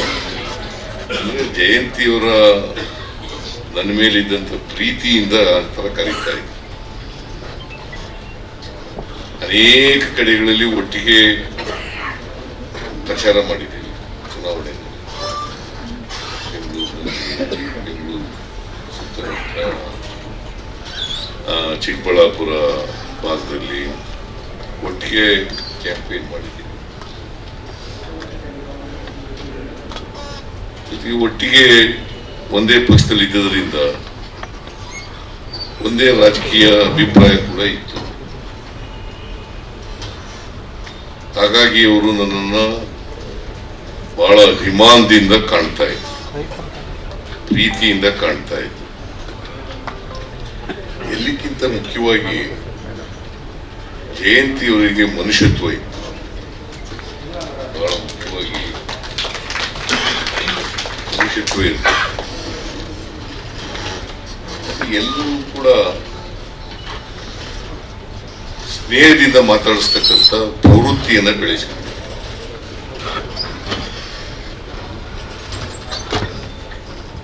ಸ್ನೇಹಮಯಿ ಜೀವನವನ್ನ ಇಡೀ ಜೀವನದ ಉದ್ದಕ್ಕೂ ಮಾಡಿದ್ರು.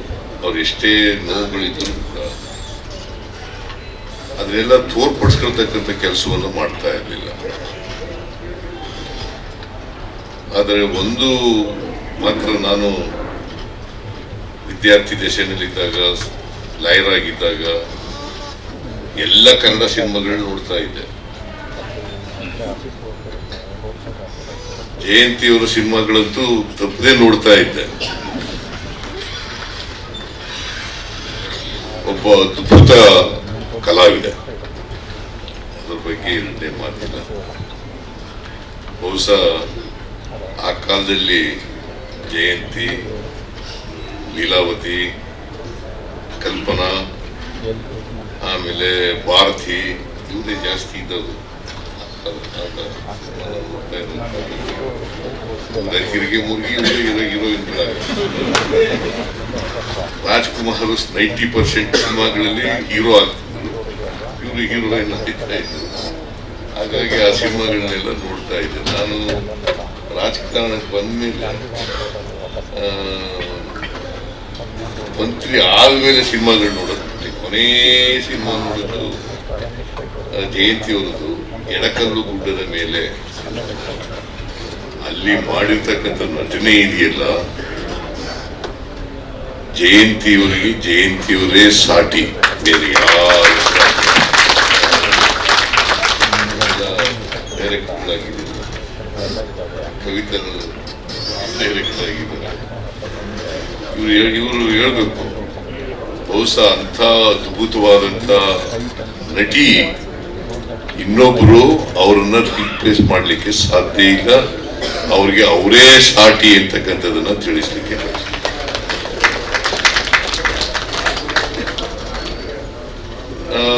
ನನ್ನ ಅವರ ಸಂಬಂಧ ಬಹಳ ಆತ್ಮೀಯವಾಗಿದೆ.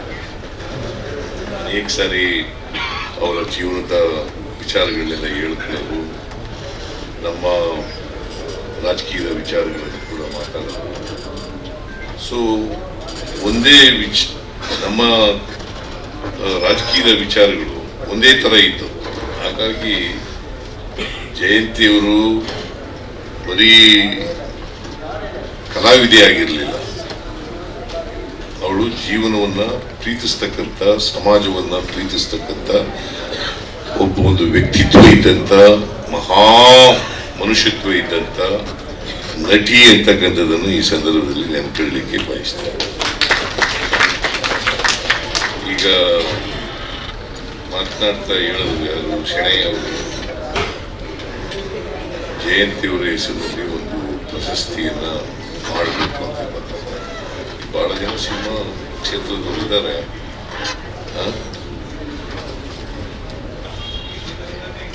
ಎಲ್ಲ ಇಡೀ ಚಿತ್ರರಂಗನೇ ಇದೆ.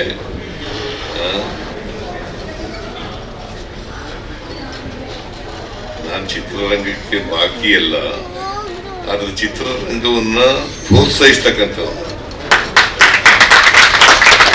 ಸಹಕರಿಸ್ತಕ್ಕಂಥ, ಕನ್ನಡ ಚಿತ್ರರಂಗ ಬೆಳಿಬೇಕು ಅಂತಕ್ಕಂಥ ಅಭಿಪ್ರಾಯ ಇದೆ, ಆ ಬದ್ಧತೆ ಇರ್ತಕ್ಕಂಥ. ಅದರಿಂದ ರಾಷ್ಟ್ರದ ಅನೇಕ ಭಾಷೆಗಳ ಚಿತ್ರಗಳಿದ್ದಾವಲ್ಲ, ಆ ಭಾಷೆಗಳ ಜೊತೆನಲ್ಲಿ ಕನ್ನಡ ಯಾವುದೇ ರೀತಿಯಲ್ಲಿ ಕಳಪೆ ಅಲ್ಲ. ಯಾಕಂದ್ರೆ ಕನ್ನಡ ಭಾಷೆಗೆ 2000 ವರ್ಷಗಳ ಇತಿಹಾಸ ಇರ್ತಕ್ಕಂಥ ಭಾಷೆ.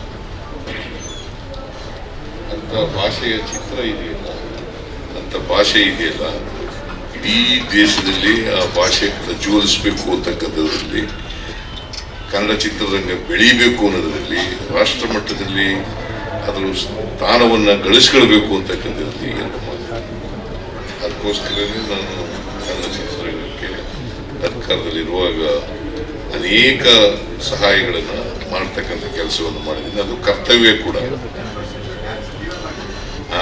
ಕನ್ನಡ ಚಿತ್ರಗಳಿಗೆ 100ಕ್ಕೆ 100 ತೆರಿಗೆ ವಿನಾಯಿತಿಯನ್ನು ಕೊಟ್ಟದ್ದು ನಾನು ಮುಖ್ಯಮಂತ್ರಿಯಾಗಿದ್ದೆ, ನಾನು ಹಣಕಾಸು ಮಂತ್ರಿಯಾಗಿದ್ದೆ. ಲಂಕೇಶ್ ಇದ್ರಲ್ಲ, ಈ ಲಂಕೇಶ್ ಗುರುಗಳಿದ್ದಾಗಿ ನಾವೆಲ್ಲ ಮೇಷ್ಟ್ರೆ ಅಂತ ಕರೀತಿದ್ರು. ಮೇಷ್ಟ್ರೆ ಸಾಯಂಕಾಲ ಯಾವುದು ಚಾಮರಾಜಪೇಟೆ, ಹೌದು, ನನ್ನ ಹೆಂಡತಿನೂ ಕೂಡ ಅಲ್ಲಿ ಒಂದು ಚಾಮರಾಜಪೇಟೆ. ನಾನು MLA ಆದ್ಮೇಲೆ ಯಾವಾಗಲೂ ಅವ್ರ ಆಫೀಸ್ಗೆ ಹೋಗ್ಬೇಕು ಸರ್. ಶನಿವಾರ ಭಾನುವಾರ ಆಫೀಸ್ನಲ್ಲಿ ಹೋಗಿ ಅವರು ಮೇಷ್ಟ್ರ ಅಭಿಪ್ರಾಯ ಕೇಳೋದು, ಅವರ ಅನುಭವ ಕೇಳೋದು, ಮತ್ತೆ ಅವರು ಅಡ್ವೈಸ್ ಕೇಳ್ತಕ್ಕಂಥದ್ದೇ ಒಂದು ದೊಡ್ಡ ನಮಗೆ ಆ ಕಾಲದಲ್ಲಿ ದೊಡ್ಡ ವಿಚಾರ. ಸೊ ಹಾಗಾಗಿ ಲಂಕೇಶ್ ಅವರು ಇವತ್ತಿಗೂ ಕೂಡ ಅಂತ ಸೃಜನಶೀಲ ಸಾಹಿತಿಯನ್ನ ನೋಡ್ತಕ್ಕಂಥದ್ದು ಬಹಳ ಕಷ್ಟದ ಕೆಲಸ. ಅವರು ಎಲ್ಲ ಕ್ಷೇತ್ರಗಳಲ್ಲೂ ಕೂಡ ಪರಿಣಿತಿಯನ್ನು ಪಡ್ಕೊಂಡು ಬರೀ ಸಾಹಿತ್ಯ ಒಂದೇ ಎಲ್ಲ ಕ್ಷೇತ್ರದಲ್ಲೂ ಕೂಡ ಪರಿಣಿತಿಯನ್ನು ಪಡ್ಕೊಂಡಿದ್ದು. ಸೊ ಜಯಂತಿಯವರು ಅವರ ಅಭಿನಯ ಇದೆಯಲ್ಲ ಅದನ್ನು ಮರೀಲಿಕ್ಕೆ ಸಾಧ್ಯನೇ ಇಲ್ಲ. ಯಾವುದೇ ಪಾತ್ರ ಕೊಟ್ಟರು ಕೂಡ ಅದು ಚಿಕ್ಕ ಪಾತ್ರ ಇರಲಿ ದೊಡ್ಡ ಪಾತ್ರ ಇರಲಿ ಆ ಪಾತ್ರಕ್ಕೆ ಜೀವ ತುಂಬತಕ್ಕಂಥ ಕೆಲಸವನ್ನು ಮಾಡ್ತಾರೆ. ಯಾವುದು ಸಿನಿಮಾ ನಾವು ನೋಡಕ್ ಹೋದ್ರೆ ನಮ್ಮನ್ನು ನಾವು ಮರ್ತ್ಬಿಡ್ಬೇಕು, ಆ ಥರ ಅಭಿನಯವನ್ನು ಮಾಡ್ತಾ ಇದ್ವಿ. ಇದು ಎಲ್ರಿಗೂ ಸಾಧ್ಯ ಇಲ್ಲ. ಆ ಥರದ ಅಭಿನಯ ಮಾಡ್ತಾ ಇದ್ದದ್ದು ಜಯಂತಿಯವರಿಗೆ ಕರಗತ ಆಗ್ಬಿಟ್ಟಿತ್ತು. ಅವು ಒಬ್ಬರು ಹುಟ್ಟು ಕಲಾವಿದೆ ಅಂತಕ್ಕಂಥ ಮಾತುಗಳನ್ನು ಹೇಳಲಿಕ್ಕೆ ಬಯಸ್ತಾ ಇದ್ದೇನೆ. ನಾನು ಜಯಂತಿಯವ್ರ ಬಗ್ಗೆ ಎಷ್ಟು ವರ್ಣಿಸಿದ್ರು ಕೂಡ ಕಡಿಮೆನೆ. ನಾನು ಆ ಲೋನ್ಲಿನೆಸ್ ಬಗ್ಗೆ ಎಲ್ಲ ಮಾತಾಡಬಹುದು. ರಮೇಶ್ ಮಾತಾಡಿದ್ದಾರೆ, ಎಲ್ಲ ಲೋನ್ಲಿನೆಸ್ ಮಾತಾಡ್ಬೋದು. ಆ ಲೋನ್ಲಿನೆಸ್ಸು ಮಾತಾಡಲಿಕ್ಕೆ ಅಧಿಕಾರ ಇರ್ತಕ್ಕಂಥದ್ದು ಕೃಷ್ಣಕುಮಾರ್. ತಾಯಿಗೆ ತಕ್ಕ ಮಗ ಅಂತಕ್ಕಂಥದ್ದು ಕೃಷ್ಣ ನೋಡ್ಕೊಂಡು.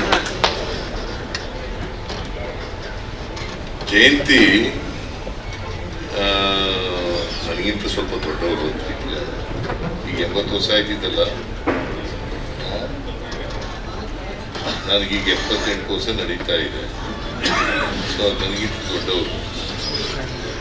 ಹಂಗಾಗಿ ಒಬ್ಬ ಈ ಕಲಾವಿದರು ಇದ್ದಾರಲ್ಲ ಆ ಎಮ್ಮೆಯಿಂದ ಕಲ್ತ್ಕೋಬೇಕು.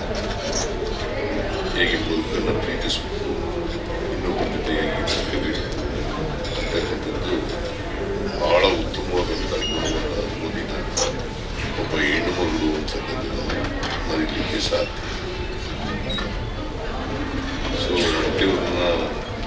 ಅಂತ್ಯವ್ರ ಬಗ್ಗೆ ಶೆಣೈಯವರು ಪುಸ್ತಕ ಎಲ್ಲ ನಮಗೆಲ್ಲ ಫ್ರೀ ಕೊಟ್ಬಿಟ್ಟಿದ್ದಾರೆ, ಯಾಕಂದ್ರೆ ಓದಬೇಕಾಗಿತ್ತು. ಅವರು ಆ ಪುಸ್ತಕದ ನೋಡಿಲ್ಲ, ನಾನು ಓದ್ತೀನಿ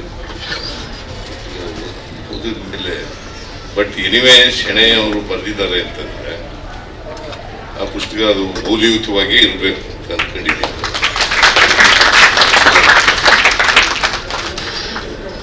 ಎಲ್ಲರೂ ಓದಬೇಕು, ವಿಶೇಷವಾಗಿ ಯುವತಿಯರು ಓದಬೇಕು. ಆ ಮನುಷ್ಯತ್ವ ಇತ್ತಲ್ಲ, ಸಮಾಜವನ್ನು ಪ್ರೀತಿಸ್ತಕ್ಕಂಥದ್ದು, ಬೇರೆಯವರನ್ನ ಪ್ರೀತಿಸ್ತಕ್ಕಂಥದ್ದು, ಯಾರನ್ನು ದ್ವೇಷಿಸ್ತಕ್ಕಂಥದ್ದು, ಯಾರನ್ನು ಸ್ನೇಹನೂ ಇಲ್ಲ. ಪ್ರತಿಯೊಬ್ಬರು ಕೂಡ ಅದೇ ಮಾಡಬೇಕಾಗಿರೋದು. ಆಕ್ಚುಲಿ ನಾವು ಸಮಾಜದಲ್ಲಿ ಯಾವ ಜಾತಿ, ಯಾವ ಧರ್ಮ ಅವೆಲ್ಲ ಬಹಳ ಮುಖ್ಯ ಇಲ್ಲ. ನಾವು ಆಕಸ್ಮಿಕ ಹೋಗ್ಬಿಡ್ತೀವಿ ಅಷ್ಟೇ. ಸಾಯೋದಂತೂ ಗ್ಯಾರಂಟಿ ಇಲ್ಲ, ಖಚಿತವಾಗಿ ಸಾಯ್ತೀವಿ ನಾವು. ಆ ಸಾವು ನಡುವ ಮಧ್ಯೆ ಇದೆಯಲ್ಲ ಬದುಕು, ಆ ಬದುಕನ್ನು ಸಾರ್ಥಕ ಮಾಡಬೇಕು.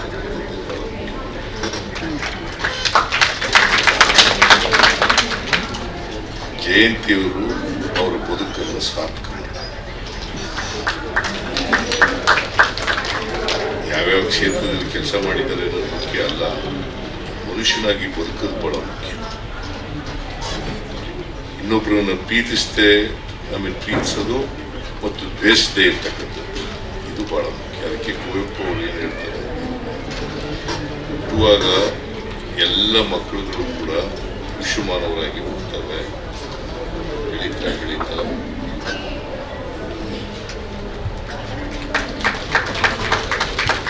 ನಾವೆಲ್ಲರೂ ಕೂಡ ವಿಶ್ವಮಾನವರಾಗಲಿಕ್ಕೆ ಪ್ರಯತ್ನ ಪಡಬೇಕು ಹೊರತು ಅಲ್ಪಮಾನವರಾಗಿ ಇರಬಾರ್ದು.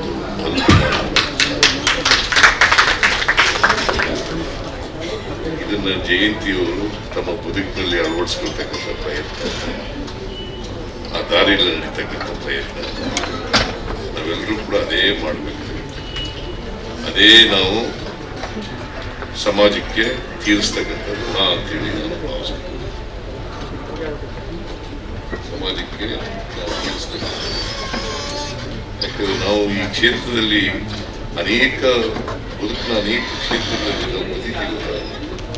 ಬರೀ ನಮ್ಮ ಶ್ರಮದಿಂದ ಬಂದಿಲ್ಲ, ಸಮಾಜದ ಋಣ ನಮ್ಮ ಮೇಲೆ. ಆ ಸಮಾಜದ ಋಣ ತೀರಿಸ್ತಕ್ಕಂಥ ಕೆಲಸ ಮಾಡಬೇಕಾಗುತ್ತೆ. ಸೊ ಅದನ್ನ ಜಯಂತಿಯವರು ಮಾಡಿದ್ರು ಅಂತೇಳಿ ನಾನು ತೋರಿಸ್ಕೊಂಡು, ಅವರ ಪುಸ್ತಕ lovely but lonely, lovely but lonely ಪುಸ್ತಕವನ್ನು ಅತ್ಯಂತ ಸಂತೋಷದಿಂದ ಬಿಡುಗಡೆ ಮಾಡಿದ್ದೇನೆ. ಈ ಪುಸ್ತಕವನ್ನು ಓದಿ ನೀವು ಕೂಡ ಇದರಿಂದ ಪ್ರೇರಿತರಾಗಿ ಬದುಕನ್ನ ಸಾರ್ಥಕ ಮಾಡ್ತಕ್ಕಂಥ ಪ್ರಯತ್ನವನ್ನ ಮಾಡಬೇಕು ಅಂತ ಹೇಳಿ ಹೇಳ್ತಾ ನನ್ನ ಮಾತುಗಳನ್ನು ಮುಗಿಸ್ತೇನೆ. ಪ್ರಶಸ್ತಿ ನೀವೆಲ್ಲ ಒಪ್ಕೊಂಡ್ರೆ ಮಾಡೋಣ, ಸಿನಿಮಾದವರೆಲ್ಲ ಒಪ್ಕೊಂಡ್ರೆ ಜಯಂತಿಯವರ ಹೆಸರಿನಲ್ಲಿ ಒಂದು ಪ್ರಶಸ್ತಿಯನ್ನ ಆಗ್ಬೋದಾ?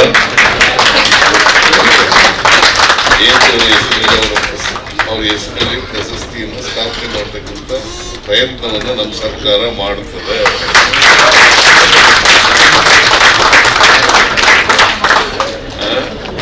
ಇದೇ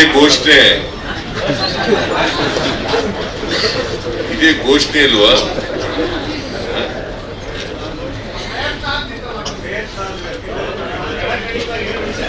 ಪ್ರಯತ್ನ ಈಗ ಯಾವಾಗಲೂ ಮಾಡಿದ್ದೀವಿ ಅದನ್ನು ಪ್ರಯತ್ನ ಮಾಡ್ತೀವಿ ಅಂತ ಹೇಳಿ ಆದ್ಮೇಲೆ ಆಗಿದೆ ಅಂತ ಹೇಳಿ. ಅದರಿಂದ ನಿಮ್ಮೆಲ್ರಿಗೂ ಧನ್ಯವಾದಗಳನ್ನು ಹೇಳಿ ನನ್ನ ಮಾತುಗಳನ್ನು ಮುಗಿಸ್ತೇನೆ. ಜಯಂತಿಯವರ ಆತ್ಮಕ್ಕೆ ಸ್ಥಿರ ಶಾಂತಿ ದೊರಕಲಿ ಅಂತೇಳಿ ಪ್ರಾರ್ಥನೆ ಮಾಡಿ, ಅವರ ಮಗ ಕೃಷ್ಣಕುಮಾರ್ ಅವರಿಗೆ ಅವರ ಜಯಂತಿಯವರ ರೀತಿಯಲ್ಲಿ ಬದುಕನ್ನು ಮಾಡತಕ್ಕಂಥ ಶಕ್ತಿ ಬರಲಿ ಅಂತೇಳಿ ಹಾರೈಸಿ ನನ್ನ ಮಾತುಗಳನ್ನು ಮುಗಿಸ್ತೇನೆ. ಜೈ ಹಿಂದ್, ಜೈ ಕರ್ನಾಟಕ. ನಮಸ್ಕಾರ. ಕಾರ್ಯಕ್ರಮದಲ್ಲಿ ಉಪಸ್ಥಿತರಿರುವ ನಮ್ಮ ನೆಚ್ಚಿನ ಮುಖ್ಯಮಂತ್ರಿಗಳಾದ ಸಿದ್ದರಾಮಯ್ಯ, ವೇದಿಕೆ ಮೇಲಿರುವ ಗಣ್ಯರು ಮತ್ತು ಇಲ್ಲಿ ನೆರೆದಿರುವ ನನ್ನ ಸ್ನೇಹಿತರೆ ಮತ್ತು ಹಿರಿಯರು, ಕನ್ನಡ ಚಿತ್ರರಂಗಕ್ಕೆ ಮತ್ತು ಕನ್ನಡಕ್ಕೆ ಪ್ರಾತಿನಿಧಿಕ ಎನಿಸಬಹುದಾದ ಒಂದು ಉತ್ಕೃಷ್ಟ ಕೃತಿಯನ್ನ ಲೈವ್ಲಿ ಅಂಡ್ ಲೋನ್ಲಿ, ಈ ಒಂದು ಕೃತಿಯನ್ನ ಕನ್ನಡಕ್ಕೆ, ಕನ್ನಡ ಪ್ರಾಜ್ಞಲೋಕಕ್ಕೆ ಕೊಡುವುದರ ಮೂಲಕ ಒಂದು ಹೊಸ ವಿಸ್ತಾರವನ್ನ, ಒಂದು ಹೊಸ ಅನ್ವೇಷಣೆಯನ್ನ ಈ ಕಾದಂಬರಿ ಮೂಲಕ ಮಾಡಲಾಗ್ತದೆ, ಈ ಒಂದು ಆತ್ಮಕಥೆಯ ಮೂಲಕ ಮಾಡಲಾಗ್ತದೆ. ಯಾಕೆ ಅಂತಂದ್ರೆ ಆತ್ಮಕಥೆ ಬಗ್ಗೆ ರಮೇಶ್ ಅರವಿಂದ್ ಅವರು ತಮ್ಮದೇ ಆದ ಒಂದು ವ್ಯಾಖ್ಯಾನವನ್ನು ಇಟ್ಟು ಅದಕ್ಕೆ ಬೇಕಾದಂತಹ ರಿಸರ್ಚು, ಅದಕ್ಕೆ ಬೇಕಾದಂತಹ ಭಾಷೆ, ಅನುಭವ ಮತ್ತು ಅದನ್ನು ಪ್ರೆಸೆಂಟ್ ಮಾಡಬೇಕಾಗಿರುವಂತಹ ರೀತಿ, ನಾನು ಅದಕ್ಕೆ ಮುಂದುವರೆದು ಹೇಳ್ತೀನಿ ಶೆಣೆಯವರು. ಯಾಕೆಂದ್ರೆ ಆತ್ಮಕಥನೆ ಮಾಡಬೇಕಾದ್ರೆ ಅದು ವೈಭವೀಕರಣ ಆಗ್ಬಿಡುತ್ತೆ, ಇಲ್ಲ ವಿಜೃಂಭಣೆ ಆಗ್ಬಿಡುತ್ತೆ. ಯಾರು ಆತ್ಮಕಥೆಗಳಲ್ಲಿ ತಾನು ಮಾಡಿರುವ ಕೃತ್ಯಗಳನ್ನ ಪೂರ್ತಿಯಾಗಿ ಏನು ತೆರೆದಿಡೋದಿಲ್ಲ, ಅಥವಾ ಅದನ್ನ ಮೀರಿ ತನ್ನನ್ನ ತಾನು ಪ್ರೊಜೆಕ್ಟ್ ಮಾಡಿಕೊಳ್ಳಿ, ಎಕ್ಸಾಗರೇಟ್ ಮಾಡಿಕೊಳ್ಳುವಂತಹ ಪ್ರಯತ್ನ ಆಗ್ಬಿಡುತ್ತೆ. ಆದ್ರೆ ಈ ಆತ್ಮಕಥೆಯನ್ನ, ಜಯಂತಿ ಅವರ ಆತ್ಮಕಥೆಯನ್ನ ಎಷ್ಟು ತಣ್ಣಗೆ, ಅದೆಷ್ಟು ನಿರರ್ಗಳವಾಗಿ, ಎಲ್ಲೂ ವೈಭವೀಕರಣವಿಲ್ಲದೆ ಜಯಂತಿಯವರು ನದಿಯಂತೆ ಹರಿತಾರೆ. ಒಂದು ಮಹಾನದಿ ಜಯಂತಿ ಅಂತಂದ್ರೆ ಮಹಾನದಿ. ಎಷ್ಟು ಚೆನ್ನಾಗಿದೆ, lonely and lively, lively and lonely. ಜೀವನ್ಮುಖಿಯೊಬ್ಬರ ಅಪ್ರತಿಮ ಜೀವನ ಪ್ರೀತಿಯನ್ನ ತೆರೆದಿಡುವಂತಹ ಶ್ರೇಷ್ಠ ಒಂದು ಪುಸ್ತಕ ಇದು. ಹಾಗೇನೆ ಲೋನ್ಲಿ ಅಂದ್ರೆ ನೋವನ್ನೇ ಧ್ಯಾನಿಸಿ ಕಂಡುಕೊಂಡಂತಹ ಏಕಂತ, ಎರಡು ಮುಖಗಳು.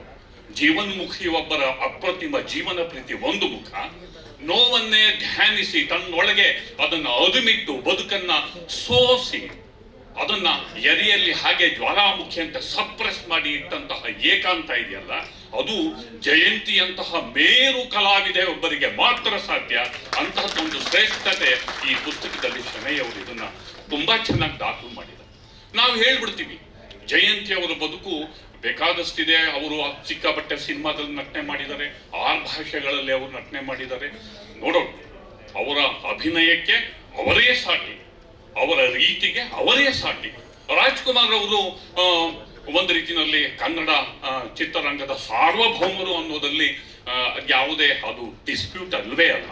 ಅದು ಹೇಗೆ ಒಪ್ಪಿತವೋ ಹಾಗೇನೆ ನಾಯಕಿಯರ ಜಗತ್ತಲ್ಲಿ ರಾಜ್ಕುಮಾರ್ ಅಂತ ನಾವು ಯಾರನ್ನಾರೂ ಕರಿಬಹುದಿದ್ರೆ ಅದು ಜಯಂತಿ ಅವ್ರ ಮಾತು.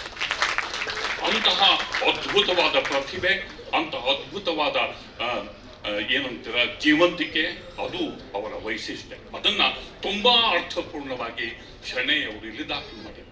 ಅವ್ರ ಸಿನಿಮಾಗಳು ತುಂಬಾ ಚೆನ್ನಾಗಿದ್ವು. ಎಡಕಲ್ಲು ಗುಡ್ಡದ ಮೇಲೆ ಹಾಗಿತ್ತು, ಓಬವ್ವ ಹೀಗಿತ್ತು, ನಾವು ಹೇಳ್ಬಿಡ್ಬೋದು. ಆದರೆ ನೀವು ಅವರ ಪಾತ್ರಗಳನ್ನ ಗಮನಿಸಿ, ಉಲ್ಲಂಘನೆಯ ಪಾತ್ರಗಳು, ಅಂದ್ರೆ ಒಂದು ಸಂಪ್ರದಾಯಬದ್ಧ ವ್ಯವಸ್ಥೆಯನ್ನು ಉಲ್ಲಂಘಿಸಿ ಒಂದು ಹೊಸತನದ ಮೂಲಕ ಒಂದು ಹೊಸ ಆವಿಷ್ಕಾರದ ಸಾಧ್ಯತೆಗಳನ್ನ ಕಂಡುಕೊಳ್ಳುವಂತಹ ಪಾತ್ರಗಳನ್ನ ಮಾಡಿದ್ರು. ಇದನ್ನ ನಾವಿಲ್ಲಿ ಈ ಪುಸ್ತಕವನ್ನ ಓದೋದ್ರ ಮೂಲಕ ನಾನು ಅದನ್ನ ದಾಖಲು ಮಾಡೋದಕ್ಕೆ ಬಯಸ್ತೇನೆ. ನೀವು ಮಿಸ್ ಲೀಲಾವತಿ ಅಂತ ತಗೊಳ್ಳಿ. ಅಂದ್ರೆ ಆ ಕಾಲಘಟ್ಟದಲ್ಲಿ ಒಂದು ರೀತಿಯಲ್ಲಿ ಜೀನ್ಸ್ ಪ್ಯಾಂಟ್ ಹಾಕೋದು, ಶರ್ಟ್ ಹಾಕೋದೇ ಒಂದು ರೀತಿಯಲ್ಲಿ ಮಡಿವಂತಿಕೆ ಅನ್ನುವಂತಹ ಕಾಲಘಟ್ಟದಲ್ಲಿ ಅತ್ಯಂತ ಬೋಲ್ಡ್ ಆಗಿ, ಅತ್ಯಂತ ಒಂದು ಹೊಸ ದೃಷ್ಟಿಕೋನದ ಚಿಂತನೆಯ ಮೂಲಕ ಮಿಸ್ ಲೀಲಾವತಿ ಚಿತ್ರದಲ್ಲಿ ಅವರು ಆ ಬೋಲ್ಡ್ ಅಂಡ್ ಬ್ಯೂಟಿಫುಲ್, ಇದು ಲೈವ್ಲಿ ಅಂಡ್ ಲೋನ್ಲಿ ಇದೆಯಲ್ವಾ, ಅದು ಮತ್ತೊಂದು ಮುಖ ಅಂದ್ರೆ ಬೋಲ್ಡ್ ಅಂಡ್ ಬ್ಯೂಟಿಫುಲ್ ಪಾತ್ರವನ್ನ ಮಾಡೋದ್ರ ಮೂಲಕ ಒಂದು ಹೊಸ ನೆಲೆಗೆ, ನಾಯಕಿಯ ಪಾತ್ರವನ್ನ ಒಂದು ಹೊಸ ನೆಲೆಗೆ ಕೊಂಡೊಯ್ತು. ಹಾಗೇನೆ ನೀವು ಜೇಡಲ್ ಬಲ್ಲೆ ಮಿಸ್ ಲೀಲಾವತಿ, ಅಲ್ಲಿ ಉಡುಗೆಯೂ ಅಷ್ಟೇ. ಆ ಉಡುಗೆಯನ್ನ ತೊಡುವಂತ ಸ್ವಿಮ್ ಸೂಟು, ಆ ಸ್ವಿಮ್ ಸೂಟನ್ನ ಅದನ್ನ ತೊಟ್ಟು ಆ ಕಾಲಕ್ಕೆ ದೊಡ್ಡ ತಲ್ಲಣವನ್ನ, ದೊಡ್ಡ ರೋಮಾಂಚನವನ್ನ ಅವರು ಸೃಷ್ಟಿ ಮಾಡಿದ್ರು, ತರಂಗಗಳನ್ನ ಸೃಷ್ಟಿ ಮಾಡಿದ್ರು, ತನ್ನದೇ ಆದ ದೊಡ್ಡ ಅಭಿಮಾನಿಗಳ ಪಡೆಯನ್ನ ಸೃಷ್ಟಿ ಮಾಡಿದ್ರು. ಅದ್ಯಾವುದೂ ಅಶ್ಲೀಲ ಆಗಿರ್ಲಿಲ್ಲ. ಅದು ಜೀವನ್ಮುಖಿ ಹೆಣ್ಣೊಬ್ಬಳ ಅಪ್ರತಿಮ ಜೀವನ ಪ್ರೀತಿಯ ಸಂಕೇತವಾಗಿತ್ತು. ನನ್ನ ಸೌಂದರ್ಯ, ನಾನು ಸುಂದರವಾಗಿ ಕಾಣಬೇಕು ಅನ್ನುವ ಒಂದು ಇಚ್ಛೆಯ ಹಿಂದೆ ಒಂದು ಸುಂದರವಾದ ಮನಸ್ಸಿರುತ್ತೆ. ನಾನು ಬ್ಯೂಟಿಫುಲ್ ಆಗಿ ಕಾಣಬೇಕು ಅಂದ್ರೆ ನನ್ನ ಮೈಂಡ್ ಬ್ಯೂಟಿಫುಲ್ ಇರಬೇಕು. ಅಂತಹ ಬ್ಯೂಟಿಫುಲ್ ಮೈಂಡ್, ಸುಂದರವಾದ ಮನಸ್ಸಿನ ಹೆಣ್ಣು ಜಯಂತಿ. ಆ ಒಂದು ಹೆಣ್ಣುತನವನ್ನ ಈ ಪುಸ್ತಕದಲ್ಲಿ ತುಂಬಾ ಚೆನ್ನಾಗಿ ಶೆಣೈ ಅವರು ಹೆಚ್ಚು ಎಕ್ಸಾಗರೇಷನ್ ಇಲ್ಲ. ಯಾಕೆಂತಂದ್ರೆ ಅವರ ಬದುಕಿನ ಅನುಭವ, ಅವರ ಬದುಕಲ್ಲಿ ಅನುಭವಿಸಿದ ನೋವು, ಆ ತಲ್ಲಣ, ಅವೆಲ್ಲವನ್ನು ನೋಡಿದ್ರೆ ತುಂಬಾ ಸೆನ್ಸೇಷನಲ್ ಆಗಿ ಪ್ರೊಜೆಕ್ಟ್ ಮಾಡ್ಬೋದು, ಅಥವಾ ತುಂಬಾ ರೋಮಾಂಚಕಾರಿಯಾಗಿ ಹೇಳ್ಬೋದು, ಅಥವಾ ತುಂಬಾ ಅದನ್ನ ವೈಭವೀಕರಿಸಿ ಹೇಳ್ಬೋದು. ಆದರೆ ಯಾವುದೂ ಇಲ್ಲ. ಅದನ್ನ ತುಂಬಾ ತಣ್ಣಗೆ, ಆ ರೋಮಾಂಚನಕ್ಕಿಂತ ಆಚೆ ಅವರ ಬದುಕಿನ ಸತ್ಯವನ್ನ ಹಿಡಿದಿರಿಸುವ ರೀತಿ, ಅವರ ಆಂತರ್ಯದ ಕಲ್ಯಾಣವನ್ನ ದಾಖಲು ಮಾಡುವ ರೀತಿಯಲ್ಲಿ ಈ ಪುಸ್ತಕವನ್ನ ಅತ್ಯಂತ ಚೆನ್ನಾಗಿ, ತುಂಬಾ ಚೆನ್ನಾಗಿ ಕನ್ನಡ ಚಿತ್ರರಂಗದ ಒಂದು ಪ್ರಾತಿನಿಧಿಕ ಪುಸ್ತಕವನ್ನಾಗಿ ಇದನ್ನ ಶೆಣೈ ಅವರು ರೂಪಿಸಿದ್ದಾರೆ. ಇಂಥದ್ದೊಂದು ಒಳ್ಳೆಯ ಪುಸ್ತಕವನ್ನ ಕೊಟ್ಟಿದ್ದಕ್ಕೆ ಶೆಣೈ ನಿಮಗೆ ಧನ್ಯವಾದ. ಹಾಗೇನೆ ಇಲ್ಲಿ ನೋಡಿ, ನೆಕ್ಸ್ಟ್ ಪಾತ್ರಗಳನ್ನ ಮುಂದುವರೆದು ಒನಕೆ ಓಬವ್ವನ ಪಾತ್ರ. ಆ ಒನಕೆ ಓಬವ್ವನ ಪಾತ್ರವನ್ನ ಮಾಡ್ಬೇಕಾದ್ರೆ ಪುಟ್ಟಣ್ಣ ಅವ್ರು ಕೇಳ್ಕೊತಾರೆ ಕಲ್ಪನಾ ಅವರಿಗೆ, ಸಣ್ಣ ಪಾತ್ರನ, 2 ನಿಮಿಷದ ಪಾತ್ರನ ನಾನು ಒಪ್ಪಲ್ಲ, ನನ್ನ ಇಮೇಜ್ ಅನ್ನು ನಾನು ಒಪ್ಪಲ್ಲ. ಆದ್ರೆ ಇವ್ರು ಇಲ್ಲಪ್ಪ, ನನಗೆ ಸಣ್ಣ ಪಾತ್ರ ನನಗೆ ಕೊಡ್ತೀರಾ ಅಂತ ಹೇಳಿದಾಗ, ಇಲ್ಲ ಆ ಪಾತ್ರವನ್ನ ನೀವು ಒಪ್ಪಿ ಅಂತ ಹೇಳಿದಾಗ ಜಯಂತಿ ಒಪ್ತಾರೆ. ಅಷ್ಟೊಂದು ಸ್ಟಾರ್ ಇಮೇಜ್ ಇದ್ರು, ಒಬ್ಬ ಶ್ರೇಷ್ಠ ನಿರ್ದೇಶಕನಿಗೆ ಬೆಲೆಯನ್ನ ಕೊಟ್ಟು ಅವರು ಆ ಪಾತ್ರವನ್ನ ಮಾಡುವಂತ ನನಗೆ ಹೇಳ್ಬೇಕಾದ್ರೆ ಈ ಪಾತ್ರದ ಹಿಂದೆ ಏನೋ ಇರಬಹುದು ಅಂತ ಗ್ರಹಿಸಿ ಅದನ್ನ ಒಪ್ಪಿ 2-3 ನಿಮಿಷದ ಒನಕೆ ಓಬವ್ವನ ಪಾತ್ರವನ್ನ ಮಾಡಿದಂತ ಸಂದರ್ಭದಲ್ಲಿ ಅದೊಂದು ಚಾರಿತ್ರಿಕ ಪಾತ್ರ ಆಯ್ತು.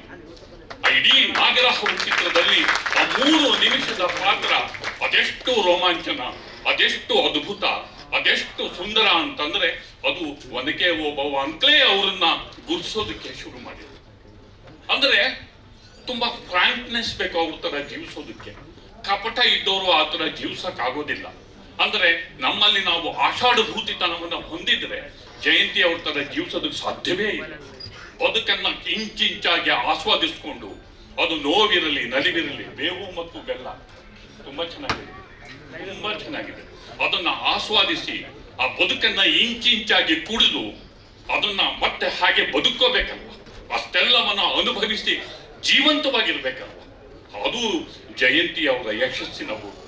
ನೀವು ಎಡಕಲ್ಲು ಗುಡ್ಡದ ಮೇಲೆ ಪಾತ್ರ, ಈ ಪುಸ್ತಕದಲ್ಲಿ ಹೇಳ್ತಾರೆ ಅದನ್ನ, ಎಡಕಲ್ಲು ಗುಡ್ಡದ ಮೇಲಿನ ಪಾತ್ರ ಇರ್ಬೋದು, ಅದನ್ನೇನಾದ್ರೂ ಪಾತ್ರ ನಾನು ಮಾಡಿಬಿಟ್ರೆ ಕಲ್ಲು ತಗೊಂಡು ಹೊಡಿತಾರೆ ಅಂತಾರೆ. ಮತ್ತೆ ಪುಟ್ಟಣ್ಣ ಅವ್ರನ್ನ ಒಪ್ಪಿಸ್ತಾರೆ, 10 ದಿನ ಟೈಮ್ ಕೊಡ್ತೀನಿ ಅಂತಾರೆ. ಈ ಪುಸ್ತಕದಲ್ಲಿ ಇದನ್ನು ಹೇಳ್ಕೊಂಡಿದ್ದಾರೆ. ಅಂದ್ರೆ 10 ದಿನ ಟೈಮಿನ ನಂತರ ಮತ್ತೆ ಒಂದು ಪುಟ್ಟಣ್ಣನವರ ಒತ್ತಡಕ್ಕೆ ಮಣಿದು ಆ ಪಾತ್ರವನ್ನು ಮಾಡ್ತಾರೆ.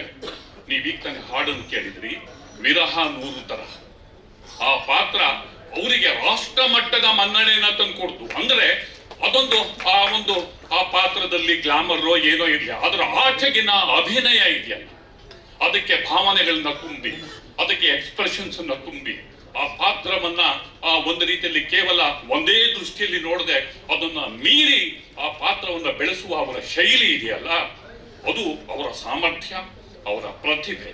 ಹೀಗೆ ಒಂದು ರೀತಿಯಲ್ಲಿ ಸಂಪ್ರದಾಯದಿಂದ ಅಥವಾ ಯಾವುದೋ ಒಂದು ಸೀಮಿತ ಕಟ್ಟುಪಾಡಿಗೆ ಅಥವಾ ಸೂತ್ರಬದ್ಧ ಚೌಕಟ್ಟಿಗೆ ಜೋತು ಬಿದ್ದಂತಹ ಚಿತ್ರರಂಗಕ್ಕೆ ತನ್ನ ವೈವಿಧ್ಯಮಯ ಮತ್ತು ವೈಶಿಷ್ಟ್ಯಮಯ ಪಾತ್ರದ ಮೂಲಕ ಒಂದು ಹೊಸ ಮೆರಗನ್ನ, ಒಂದು ಹೊಸ ಗ್ರಾಮರನ್ನ, ಒಂದು ಹೊಸ ಸಂಚಲನವನ್ನ ಕಟ್ಟುಕೊಟ್ಟಂತವರು ಜಯಂತಿಯವರು. ಹೀಗೆ ಹೇಳ್ತಾ ಹೋದ್ರೆ ಅವರ ಬದುಕು ಅತ್ಯಂತ ಚೇತೋಹಾರಿಯಾಗಿರುತ್ತೆ.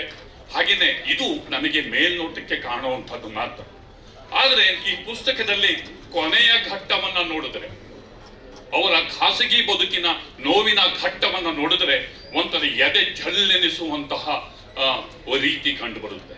ಯಾಕೆಂತಂದ್ರೆ ಇದನ್ನ ಆಗಲೇ ಹೇಳಿದೆ ನಾನು, ಇದೊಂದು ಪ್ರಾತಿನಿಧಿಕವಾದಂತಹ ಪುಸ್ತಕ. ಯಾಕೆ ಅಂತಂದ್ರೆ ಅವರು ನದಿಯಂತೆ ಹರಿತಿರುವಂತಹ ಸಂದರ್ಭದಲ್ಲಿ ಒಂದು ಚಾಪ್ಟರು ಕಲ್ಪನಾ ಅವ್ರದ್ದು ಬರುತ್ತೆ. ತನ್ನ ನೋವಿನ ನಡುವೆಯೂ ಕೂಡ ಕಲ್ಪನಾ ಅವರ ಬದುಕನ್ನ ಅವರು ದಾಖಲು ಮಾಡ್ತಾರೆ ಈ ಪುಸ್ತಕದಲ್ಲಿ. ಕಲ್ಪನಾ ಹೇಗಿದ್ರು, ಅವರು ನನಗೆ ಮನಸ್ಸಿಲ್ಲ, ಯಾಕೋ ಮನಸ್ಸು ಸರಿ ಇಲ್ಲ ಅಂತ ಪದೇ ಪದೇ ಜಯಂತಿ ಅವರ ಹತ್ರ ಹೇಳ್ತಾರೆ. ಅಂದ್ರೆ ಜಯಂತಿ ನದಿಯಾಗಿ ಹರಿತಿರುವಂತಹ ಸಂದರ್ಭದಲ್ಲಿ ಅಲ್ಲೊಂದು ಉಪನದಿ ಹರಿಯುತ್ತೆ ಈ ಪುಸ್ತಕದಲ್ಲಿ. ಆ ಉಪನದಿ ಕಲ್ಪನೆ.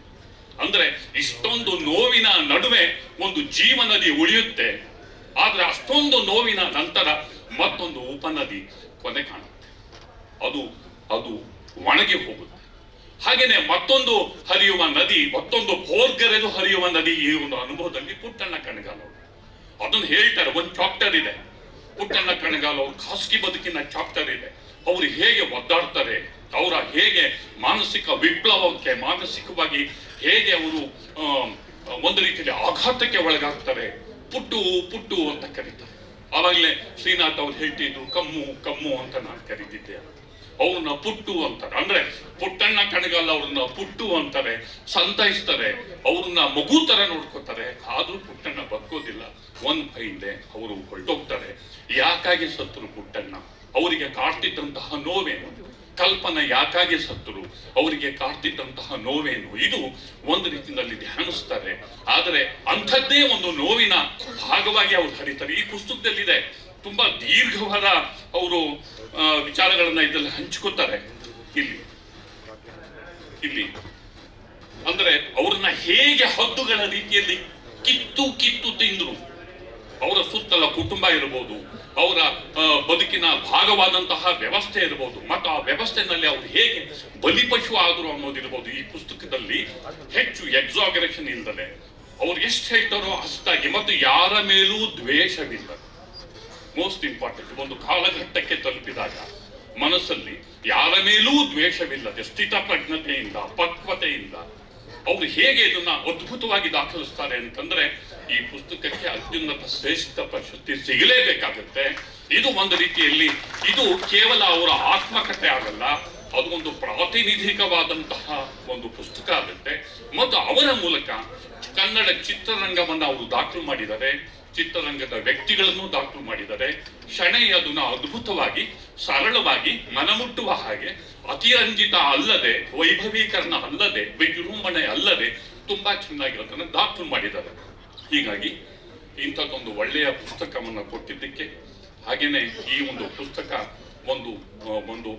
ಒಂದು ತಲೆಮಾರಿನ ಚಿತ್ರರಂಗದ ಒಂದು ಯುಗದ ಆಗು ಹೋಗುಗಳನ್ನ ಮತ್ತು ಕಲಾವಿದರ ಬದುಕಿನ ಆಂತರ್ಯವನ್ನು ದಾಖಲು ಮಾಡುವ ನಿಟ್ಟಿನಲ್ಲಿ ಈ ಪುಸ್ತಕವೂ ಒಂದು ದಾಖಲೆ ಆಗುತ್ತೆ. ಇಂಥದ್ದೊಂದು ಪುಸ್ತಕವನ್ನ ಕೊಟ್ಟಿದ್ದಕ್ಕೆ ಮತ್ತು ಈ ಪುಸ್ತಕದ ಬಗ್ಗೆ ಮಾತಾಡೋದಕ್ಕೆ ನನಗೆ ಅವಕಾಶವನ್ನು ಕೊಟ್ಟಿದ್ದಕ್ಕೂ ಕೂಡ, ಮತ್ತು ನಾನು ಇಷ್ಟೊತ್ತು ಮಾತಾಡಿದ್ದನ್ನ ನೀವು ತಡ್ಕೊಂಡಿದ್ದಕ್ಕೋಸ್ಕರ ನಿಮಗೂ ಕೂಡ ನಾನು ನನ್ನ ಮಾತುಗಳನ್ನು ಮುಗಿಸ್ತಾ ಇದ್ದೀನಿ. ನಮಸ್ಕಾರ. ಮಾನ್ಯ ಮುಖ್ಯಮಂತ್ರಿಗಳಿಗೆ ಮತ್ತೆ ಕಾಕ್ತ ಕಾಕತಾಳಿ ಅಂತಲೇ ಹೇಳಬೇಕು. ಆಲ್ಮೋಸ್ಟ್ 4 ದಶಕಗಳಿಂದ ಫ್ಯಾಮ್ಲಿಲಿ ಒಬ್ಬರು ಮೆಂಬರ್ ಆಗಿರೋಂಥ ಶ್ರೀ ಅಶೋಕ್ ಪಟ್ಟಣ್ ಅವರು ವೆರಿ ಸರ್ಪ್ರೈಸಿಂಗ್ ಇವತ್ತಿಲ್ಲಿದ್ದೀರಿ ಜೊತೆಯಲ್ಲಿ. ವೇದಿಕೆಯಲ್ಲಿರುವಂಥ ಎಲ್ಲ ಗಣ್ಯರಿಗೂ, ತಮ್ಮೆಲ್ಲರಿಗೂ, ವೇದಿಕೆಯಿಂದ ಕೆಳಗೆ ಕೂತಿರೋ ಎಲ್ಲ ಗಣ್ಯರಿಗೂ ಕೂಡ ಆ್ಯಂಡ್ ಕುಟುಂಬ ವರ್ಗದವ್ರಿಗೂ ನಮಸ್ಕಾರ ಹೇಳ್ತಾ ಶುರು ಮಾಡ್ತೀನಿ. First and foremost Shenoy, thank you very much. And sorry also ಹೇಳಬೇಕು, ತಡ ಮಾಡ್ತೀನಿ ಅಂತ ಹೇಳಿದ್ರಿ ರೆಸ್ಪಾಂಡ್ ಮಾಡೋದ್ರಲ್ಲಿ. ಈ ವಿಷಯದಲ್ಲಿ ತಡ ಮಾಡೋದಕ್ಕೆ ಒಂದು ಕಾರಣವೂ ಇತ್ತು. ಯಾಕಂದರೆ ಈ ಅಮ್ಮ ತೀರ್ಕೊಂಡ ನಂತರ ಈ ವಿಷಯದ ಬಗ್ಗೆ ಮಾತಾಡಬೇಕು ಅಂದರೆ ಒಂದು ಕ್ಲೋಷರ್ ಥರ ಫೀಲಿಂಗ್ ಬರ್ತಾಯಿತ್ತು. ಅದನ್ನು ಒಪ್ಕೊಳ್ಳೋಕ್ಕೆ ರೆಡಿ ಇರಲಿಲ್ಲ ನಾನು. ಸೊ ಆ ಕಾರಣಕ್ಕೆ ತಳ್ಳ ಹಾಕ್ತಾ ಇದ್ದೆ. ನಮ್ಮ ಊರಿಗೆ ಹೋಗಿದ್ದಾರೆ ಅಥವಾ ಗೋವಾಗೆ ಹೋಗಿದ್ದಾರೆ, ಹೀಗೆ ಹೋಗಿದ್ದಾರೆ, ಬರ್ತಾರೆ ಅಂತ ಆ ಥರದ್ದು. It was easier to accept it then. ಯಾಕಂದರೆ she was the most integral part of my life ಅಮ್ಮ. ಸೊ ಆ ಕಾರಣದಿಂದ ಡಿಲೇ ಆಯಿತು, ಕ್ಷಮೆ ಇರಲಿ. ಆ್ಯಂಡ್ ಅಫ್ಕೋರ್ಸ್ ಬುಕ್ ಓದಬೇಕು ಅಂತ ಭಾಳ ಕಾತರದಿಂದ ನಾನು ಇದ್ದೀನಿ. ಅಮ್ಮ ಬಗ್ಗೆ ಹೇಳಬೇಕು ಅಂದರೆ ನಾನು ಸಹಜವಾಗಿ ವೆರಿ ಲೋ ಪ್ರೊಫೈಲ್ ಪರ್ಸನ್. ಈ ಥರ ಮಾತಾಡಿ ಅಭ್ಯಾಸನೂ ಇಲ್ಲ. ಭಾಳ ಕಮ್ಮಿ ಜನಕ್ಕೆ ನನಗೆ ನನ್ನ ಪರಿಚಯ. ಅದರಲ್ಲಿ ಆಲ್ಮೋಸ್ಟ್ ಇಲ್ಲಿ ಸ್ಟೇಜಲ್ಲಿ ಇದ್ದಾರೆ ಎಲ್ಲರೂ. ಅಮ್ಮ ಬಗ್ಗೆ ಮಾತಾಡಬೇಕು ಅಂದರೆ ಅಮ್ಮದೊಂದು 3 ಫೆಸೆಟ್ಸ್ ಅಂತ ನಾನು ಶೆನಾಯ್ ಅವ್ರಿಗೆ ಹೇಳಿದ್ದೆ. ಒಂದು ಕಲಾವಿದರಾಗಿ, ಇನ್ನೊಂದು as a human being, and ಮೂರನೇದು ಆ್ಯಸ್ ಅ ಮದರ್. ಸೊ ಭಾಳ ಮಾತಾಡಲ್ಲ, just take a few minutes of your time. ಮಾತಾಡಬೇಕು, ಮಾತಾಡಲಿಲ್ಲ ಅಂದರೆ ತಪ್ಪಾಗ್ಬೋದು ಅನ್ನೋ ಒಂದು ಕಾರಣಕ್ಕೆ ಸೇಯಿಂಗ್ ಅ ಫ್ಯೂ ಥಿಂಗ್ಸ್. ಇದು it's a little difficult for me. As a actress, as a committed ಕಲಾವಿದೆ ಅಂತ ಒಂದು ಸನ್ನಿವೇಶನ ನಾನು ಅದನ್ನು ಶೇರ್ ಮಾಡಿಕೊಂಡೆ. ಭಾಳ ವರ್ಷ ಹಿಂದೆ ಬಹದ್ದೂರ್ ಗಂಡು ಸಿನಿಮಾ ಶೂಟಿಂಗ್ ಟೈಮಲ್ಲಿ ಭಾಳ ಸಣ್ಣ ಹುಡುಗ ನಾನು. ಐ ವಾಸ್ ಪ್ರಾಬ್ಲಿ 6-7 ಅಷ್ಟೇ ಇದ್ದಿರ್ಬೋದು. ಬ್ಯಾಂಗ್ಳೂರಲ್ಲಿ ಶೂಟಿಂಗ್ ಅಮ್ಮದು ನಡೀತಾ ಇತ್ತು. ಒಂದು ಆ ಶಾಟಲ್ಲಿ ಅಮ್ಮನೂ ಡಾಕ್ಟರ್ ರಾಜ್ಕುಮಾರ್ ಅವರಿದ್ದರು. ಇದು ಅಕ್ಕಿ ಇದು ಮಾಡೋದು ರುಬ್ಬಕ್ಕಲ್ಲಿರುತ್ತಲ್ಲ ಆ ಸೀನ್. ಸೊ ಎಷ್ಟು ಮಗ್ನರಾಗಿದ್ದರು ಅಂದರೆ, ನಾನು ಆವಾಗ ತಾನೇ ಬಂದಿದ್ದೆ ಅಮ್ಮ ನೋಡೋಕ್ಕೆ, ಚೆನ್ನೈಯಿಂದ ಬಂದಿದ್ದೆ. ಎಷ್ಟು ಮಗ್ನನಾಗಿದ್ದೆ ಅವರಂದರೆ ಆ ಶೂಟಿಂಗ್ ಇದರಲ್ಲಿ ಆ ಸೀನಲ್ಲಿ ಅದನ್ನು ಹಾಗೆ ಬಿಸಾಕ್ತಾರೆ. ಅದು ಬಿಸಾಕಿದ್ದು ಅಫ್ಕೋರ್ಸ್ ನಾನು ಫ್ರೇಮ್ದ ಹೊರಗಿದ್ದೆ, ಅದು ಬಂತು ನನಗೆ ತಲೆಗೆ ಬಿತ್ತು. ವೇಟ್ಗೆ ಅಳಕ್ಕೆ ಶುರು ಮಾಡಿದೆ. ಇನ್ಸ್ಟೆಂಟಿವ್ ರಿಯಾಕ್ಷನ್, ಅಮ್ಮ ಟಕ್ಕಂತ ನಿಲ್ಲಿಸ್ಬಿಟ್ಟು ಬಂದು ನನ್ನನ್ನು ಅಟೆಂಡ್ ಮಾಡ್ತಾರೆ ಅಂತ ನಾನು ಅಂದ್ಕೊಂಡಿದ್ದೆ. ಬಟ್ ಆ ಶಾರ್ಟ್ ಮುಗಿಯೋ ತನಕ ಅವರು ಕದಲಿಲ್ಲ. ಮಗನಾಗಿ ಭಾಳ ಬೇಜಾರು ಮಾಡಿಕೊಂಡೆ. ಆಮೇಲೆ ಹೇಳಿದ್ರು, ಸಾರಿ ತಪ್ಪಾಗಿ ತಿಳ್ಕೊಬೇಡ, ಅದು ನನ್ನ ಕಮಿಟ್ಮೆಂಟ್. ಆ ಶಾರ್ಟಲ್ಲಿ ಇದ್ದೆ, ಅದು ಕಂಪ್ಲೀಟ್ ಮಾಡಿದ ನಂತರ ಯಾಕಂದರೆ ಎಲ್ಲದಕ್ಕಿಂತ ಹೆಚ್ಚಾಗಿ ಪ್ರೀತಿಸ್ತಾ ಇದ್ದೆ ಲೈಫಲ್ಲಿ ಅವ್ರು ನನ್ನನ್ನೇ. ಬಟ್ ಅದಕ್ಕಿಂತ ಹೆಚ್ಚಾಗಿ ಬಹುಶಃ ಏನಾದರೂ ಪ್ರೀತಿಸಿದ್ರು ಅಂದರೆ ಅದು ಅವರ ಕಲೆನ. ಅದು ಭಾಳ ಸ್ಪಷ್ಟವಾಗಿ ಗೋಚರ ಆಯಿತು ಆ ಸಣ್ಣ ವಯಸ್ಸಲ್ಲೇ. ಆ್ಯಂಡ್ ಅದನ್ನು, ಆ ಕಮಿಟ್ಮೆಂಟ್ ಟು ಹರ್ ವರ್ಕ್ ಅನ್ನೋದನ್ನು ಬಹುಶಃ ನನ್ನ ಲೈಫಲ್ಲಿ ಅಳವಡಿಸ್ಕೋಬೇಕು ಅಂತ ಅರಿವಾಯಿತು. ಆ ಪ್ರಯತ್ನದಲ್ಲೇ ಇನ್ನೂ ಇದ್ದೀನಿ. ಸೊ ಇನ್ನು as for as a human being, ವ್ಯಕ್ತಿತ್ವ ಬಗ್ಗೆ ಮಾತಾಡಬೇಕಂದ್ರೆ ಅಫ್ಕೋರ್ಸ್ ಎಲ್ಲಿ ಇದು ಬುಕ್ಕಲ್ಲಿ ಲವ್ಲಿ ಬಟ್ ಲೋನ್ಲಿನೆಸ್ ಬಗ್ಗೆ ಭಾಳ ಪ್ರಸ್ತಾಪ ಆಗಿದೆ.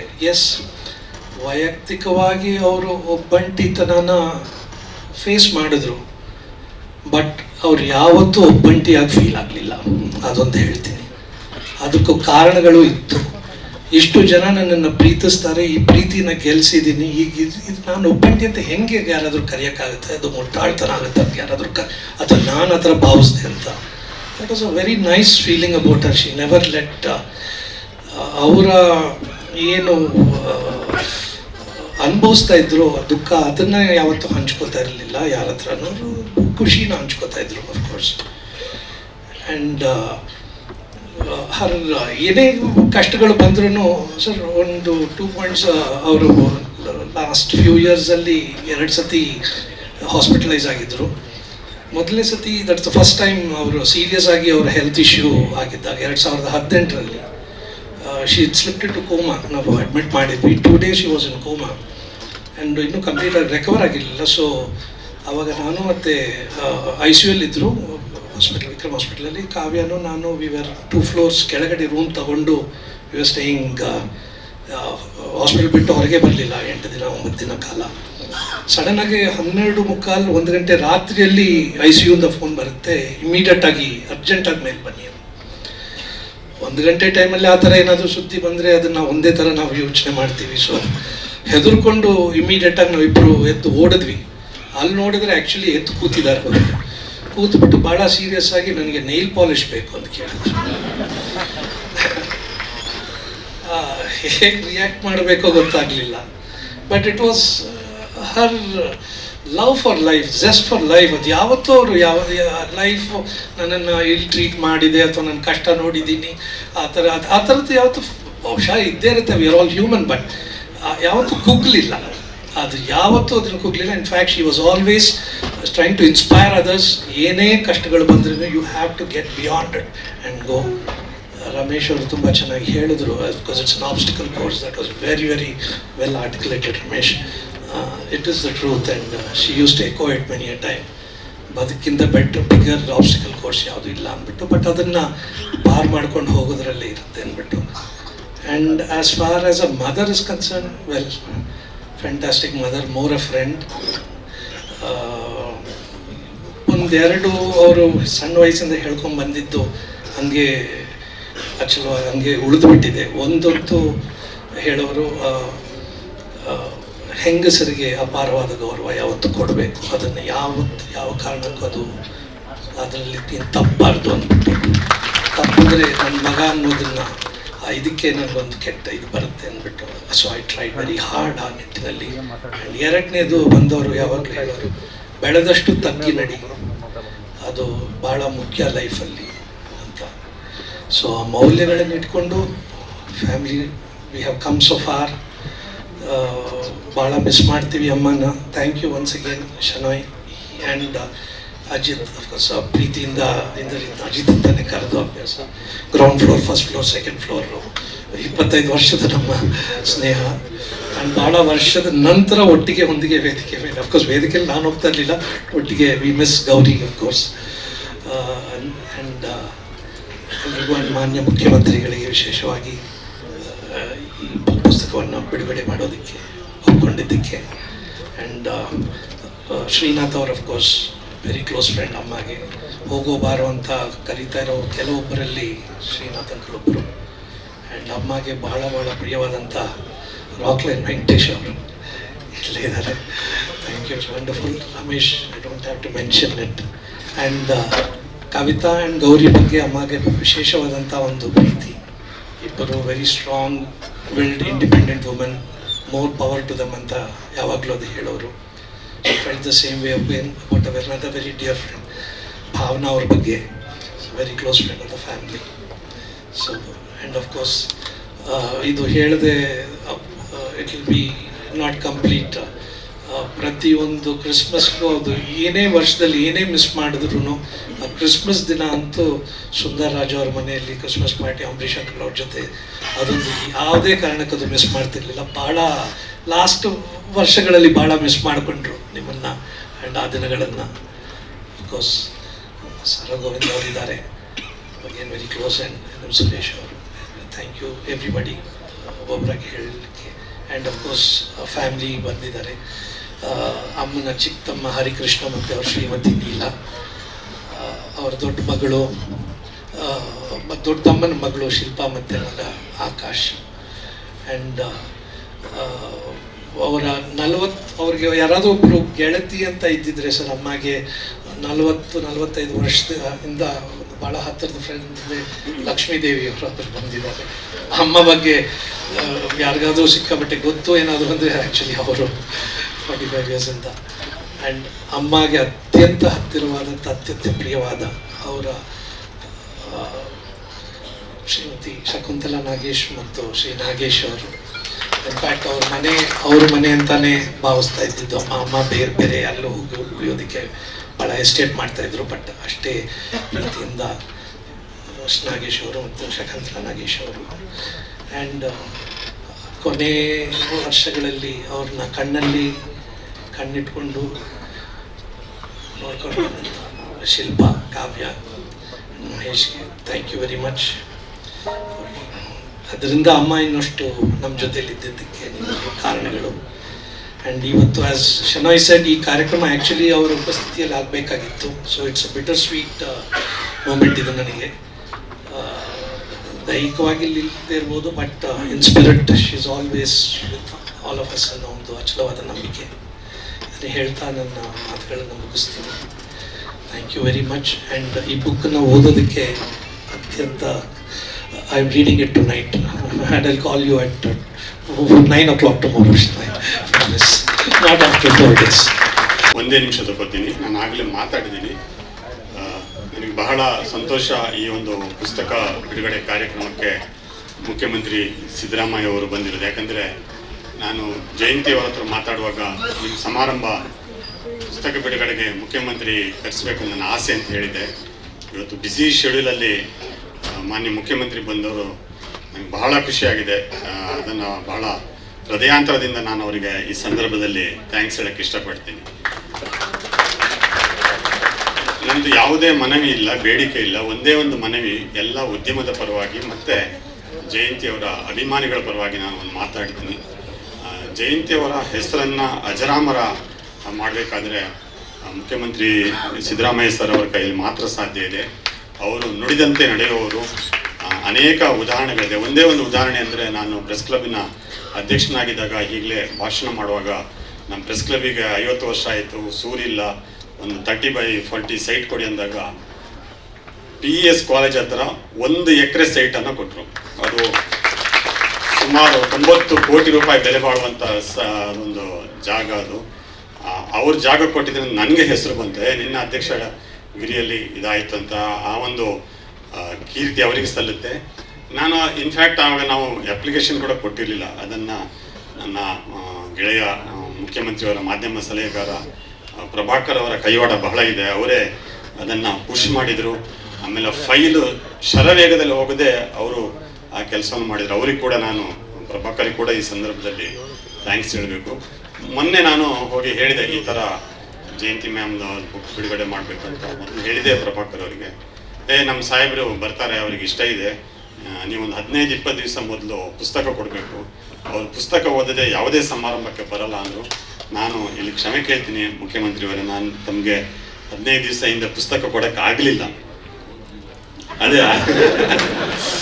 ನಾನು ಕೊಡೋಕ್ಕಾಗಿಲ್ಲ, ಅದಕ್ಕೋಸ್ಕರ ಕ್ಷಮೆ ಕೇಳ್ತೀನಿ. ಆ ಪ್ರೆಸ್ ಕ್ಲಬ್ಬಿನ 90 ಕೋಟಿ ರೂಪಾಯಿ ವರ್ತಿನ ಬೆಲೆ ಬಾಳುವ ಪ್ರಾಪರ್ಟಿ ಕೊಟ್ಟಿದಂತೂ ನನಗೆ ಇಡೀ ಪತ್ರಕರ್ತರ ವಲಯದಲ್ಲಿ ಎಲ್ಲರೂ ಇವತ್ತಿಗೂ ಕೂಡ ಮೆಚ್ಚುಗೆ ನುಡಿಯಾಡ್ತಾರೆ. ಈಗ ಜಯಂತಿಯವರ ವಿಷಯಕ್ಕೆ ಬರೋದಾದರೆ ನನ್ನ ಒಂದು ರಿಕ್ವೆಸ್ಟ್ ಇಷ್ಟೇ, ಅವರ ಹೆಸರಿನಲ್ಲಿ ಚಿತ್ರರಂಗದಲ್ಲಿ ಒಂದು ಪ್ರಶಸ್ತಿ ಏನಾದರೂ ತಾವು ಘೋಷಣೆ ಮಾಡಲಿಕ್ಕೆ ಸಾಧ್ಯ ಆದರೆ, ಅಂದರೆ ರಾಜ್ಕುಮಾರ್ ಪ್ರಶಸ್ತಿ ಇದೆ, ವಿಷ್ಣುವರ್ಧನ್ ಪ್ರಶಸ್ತಿ ಇದೆ, ಪುಟ್ಟಣ್ಣ ಕಣಗಾಲ್ ಪ್ರಶಸ್ತಿ ಇದೆ, ಅನೇಕ ಪ್ರಶಸ್ತಿ ಇದೆ. ನೀವು ನಾರಿ ಶಕ್ತಿಯನ್ನು ತೋರಿಸಿದವರು ಆಲ್ರೆಡಿ ಉದ್ಯಮದಲ್ಲಿ ಕೂಡ ಆ ಒಂದು ನಾರಿ ಶಕ್ತಿಯನ್ನು ತೋರಿಸಿ ಜಯಂತಿಯವರ ಹೆಸರನ್ನು ಅಜರಾಮರ ಮಾಡೋಕ್ಕೆ ಪ್ರಶಸ್ತಿ ಅಥವಾ ಇನ್ನೇನು ಬೇಕಾದರೂ ಪರವಾಗಿಲ್ಲ, ಅದು ನಿಮ್ಮ ಕೈಯಲ್ಲಿದೆ ಅಂತ ಹೇಳ್ತಾ ನನ್ನ ಮನವಿಯನ್ನು ಈ ಮುಖಾಂತರ ಹೇಳಿ ನನ್ನ 1 ನಿಮಿಷದ ಕಿರು ಭಾಷಣವನ್ನು ಇಲ್ಲಿಗೆ ಮುಗಿಸಿ ಮತ್ತೊಮ್ಮೆ ಮುಖ್ಯಮಂತ್ರಿಯವರಿಗೂ ಹಾಗೂ ಪ್ರಭಾಕರ್ ಸರ್ ಅವರಿಗೂ ಕೂಡ ವಿಶೇಷವಾಗಿ ಈ ಸಂದರ್ಭದಲ್ಲಿ ಥ್ಯಾಂಕ್ಸ್ ಹೇಳಿ, ನಾನು ರಮೇಶ್ ಸರು, ರಾಕ್ಲೈನ್ ಸರು, ಇಂದ್ರಜಿತ್ ಅವರು, ಕವಿತಾ, ಸಮೀವುಲ್ಲಾ ಮತ್ತು KK ಅವರಿಗೆಲ್ಲರಿಗೂ ಮತ್ತೊಮ್ಮೆ ಈ ಸಂದರ್ಭದಲ್ಲಿ ನನ್ನ ಕಡೆಯಿಂದ ಥ್ಯಾಂಕ್ಸ್ ಹೇಳಿ ನನ್ನ ಮಾತನ್ನು ಮುಗಿಸ್ತೀನಿ. Thank you so much. ಪುಸ್ತಕವನ್ನ ಮುಖ್ಯಮಂತ್ರಿಗಳ ಅಮೃತ ಹಸ್ತದಿಂದ ಬಿಡುಗಡೆಗೊಳಿಸಲಾಗ್ತಾ ಇದೆ. ದಯವಿಟ್ಟು ನೀವೆಲ್ಲರೂ ಪ್ರೀತಿಪೂರ್ವಕ ಚಪ್ಪಾಳಿಯೊಂದಿಗೆ ಈ ಪುಸ್ತಕ ಬಿಡುಗಡೆಗೆ ಪ್ರೀತಿಯನ್ನ ಹರಿಸಬೇಕು ಅಂತ ಹೇಳಿ ವಿನಂತಿಸ್ತಾ ಇದ್ದೀವಿ. ಕೆ ಸದಾಶಿವ ಶೆಣೆಯವರ ರಚಿಸಿರುವಂತಹ ಲವ್ಲಿ ಬಟ್ ಲೋನ್ಲಿ ಅಭಿನಯ ಶಾರದೆಯ ಜೀವನ ಗಾಥೆ. ಅದೇ ರೀತಿಯಾಗಿ ರಾಷ್ಟ್ರ ಪ್ರಶಸ್ತಿಯನ್ನ ಪಡೆದಂತಹ ನಿರ್ದೇಶಕ ದಿನೇಶ್ ಶೆಣೈ ಅವರು ದಯವಿಟ್ಟು ಸನ್ಮಾನವನ್ನ ಮುಖ್ಯಮಂತ್ರಿಗಳಿಂದ ಸ್ವೀಕರಿಸಬೇಕು ಅಂತ ವಿನಂತಿಸ್ತಾ ಇದ್ದೀನಿ. ಮಣ್ಣಿಗೆ ರಾಷ್ಟ್ರ ಪ್ರಶಸ್ತಿಯನ್ನ ತಂದುಕೊಟ್ಟಂತಹ ದಿನೇಶ್ ಶೆಣೈ ಅವರಿಗೆ ಆತ್ಮೀಯ ಅಭಿನಂದನೆಗಳು. ಅದೇ ರೀತಿಯಾಗಿ ಖ್ಯಾತ ಸಂಕಲನಕಾರರು ಮತ್ತೋರ್ವ ರಾಷ್ಟ್ರ ಪ್ರಶಸ್ತಿ ವಿಜೇತ ಸುರೇಶ್ ಅರಸ್ ಇವರು ದಯವಿಟ್ಟು ವೇದಿಕೆಗೆ ಬರಬೇಕು. ಸಂಕಲನಕಾರ ಸುರೇಶ್ ಅರಸ್ ಅವರು ವೇದಿಕೆಗೆ ಬರಬೇಕು ಅಂತ ವಿನಂತಿಸ್ತಾ ಇದ್ದೇನೆ. ಬೆನ್ನೆಲುಬಾಗಿ ನಿಂತಹ ಈಗ ನಮ್ಮೆಲ್ಲರ ಮನವಿಗೆ ಸ್ಪಂದಿಸಿದಂತಹ ಮಾನ್ಯ ಮುಖ್ಯಮಂತ್ರಿಗಳಿಗೆ ಚಿತ್ರರಂಗದ ಪರವಾಗಿ ಆತ್ಮೀಯ ಗೌರವವನ್ನ ಸಲ್ಲಿಸಲಾಗ್ತಾ ಇದೆ.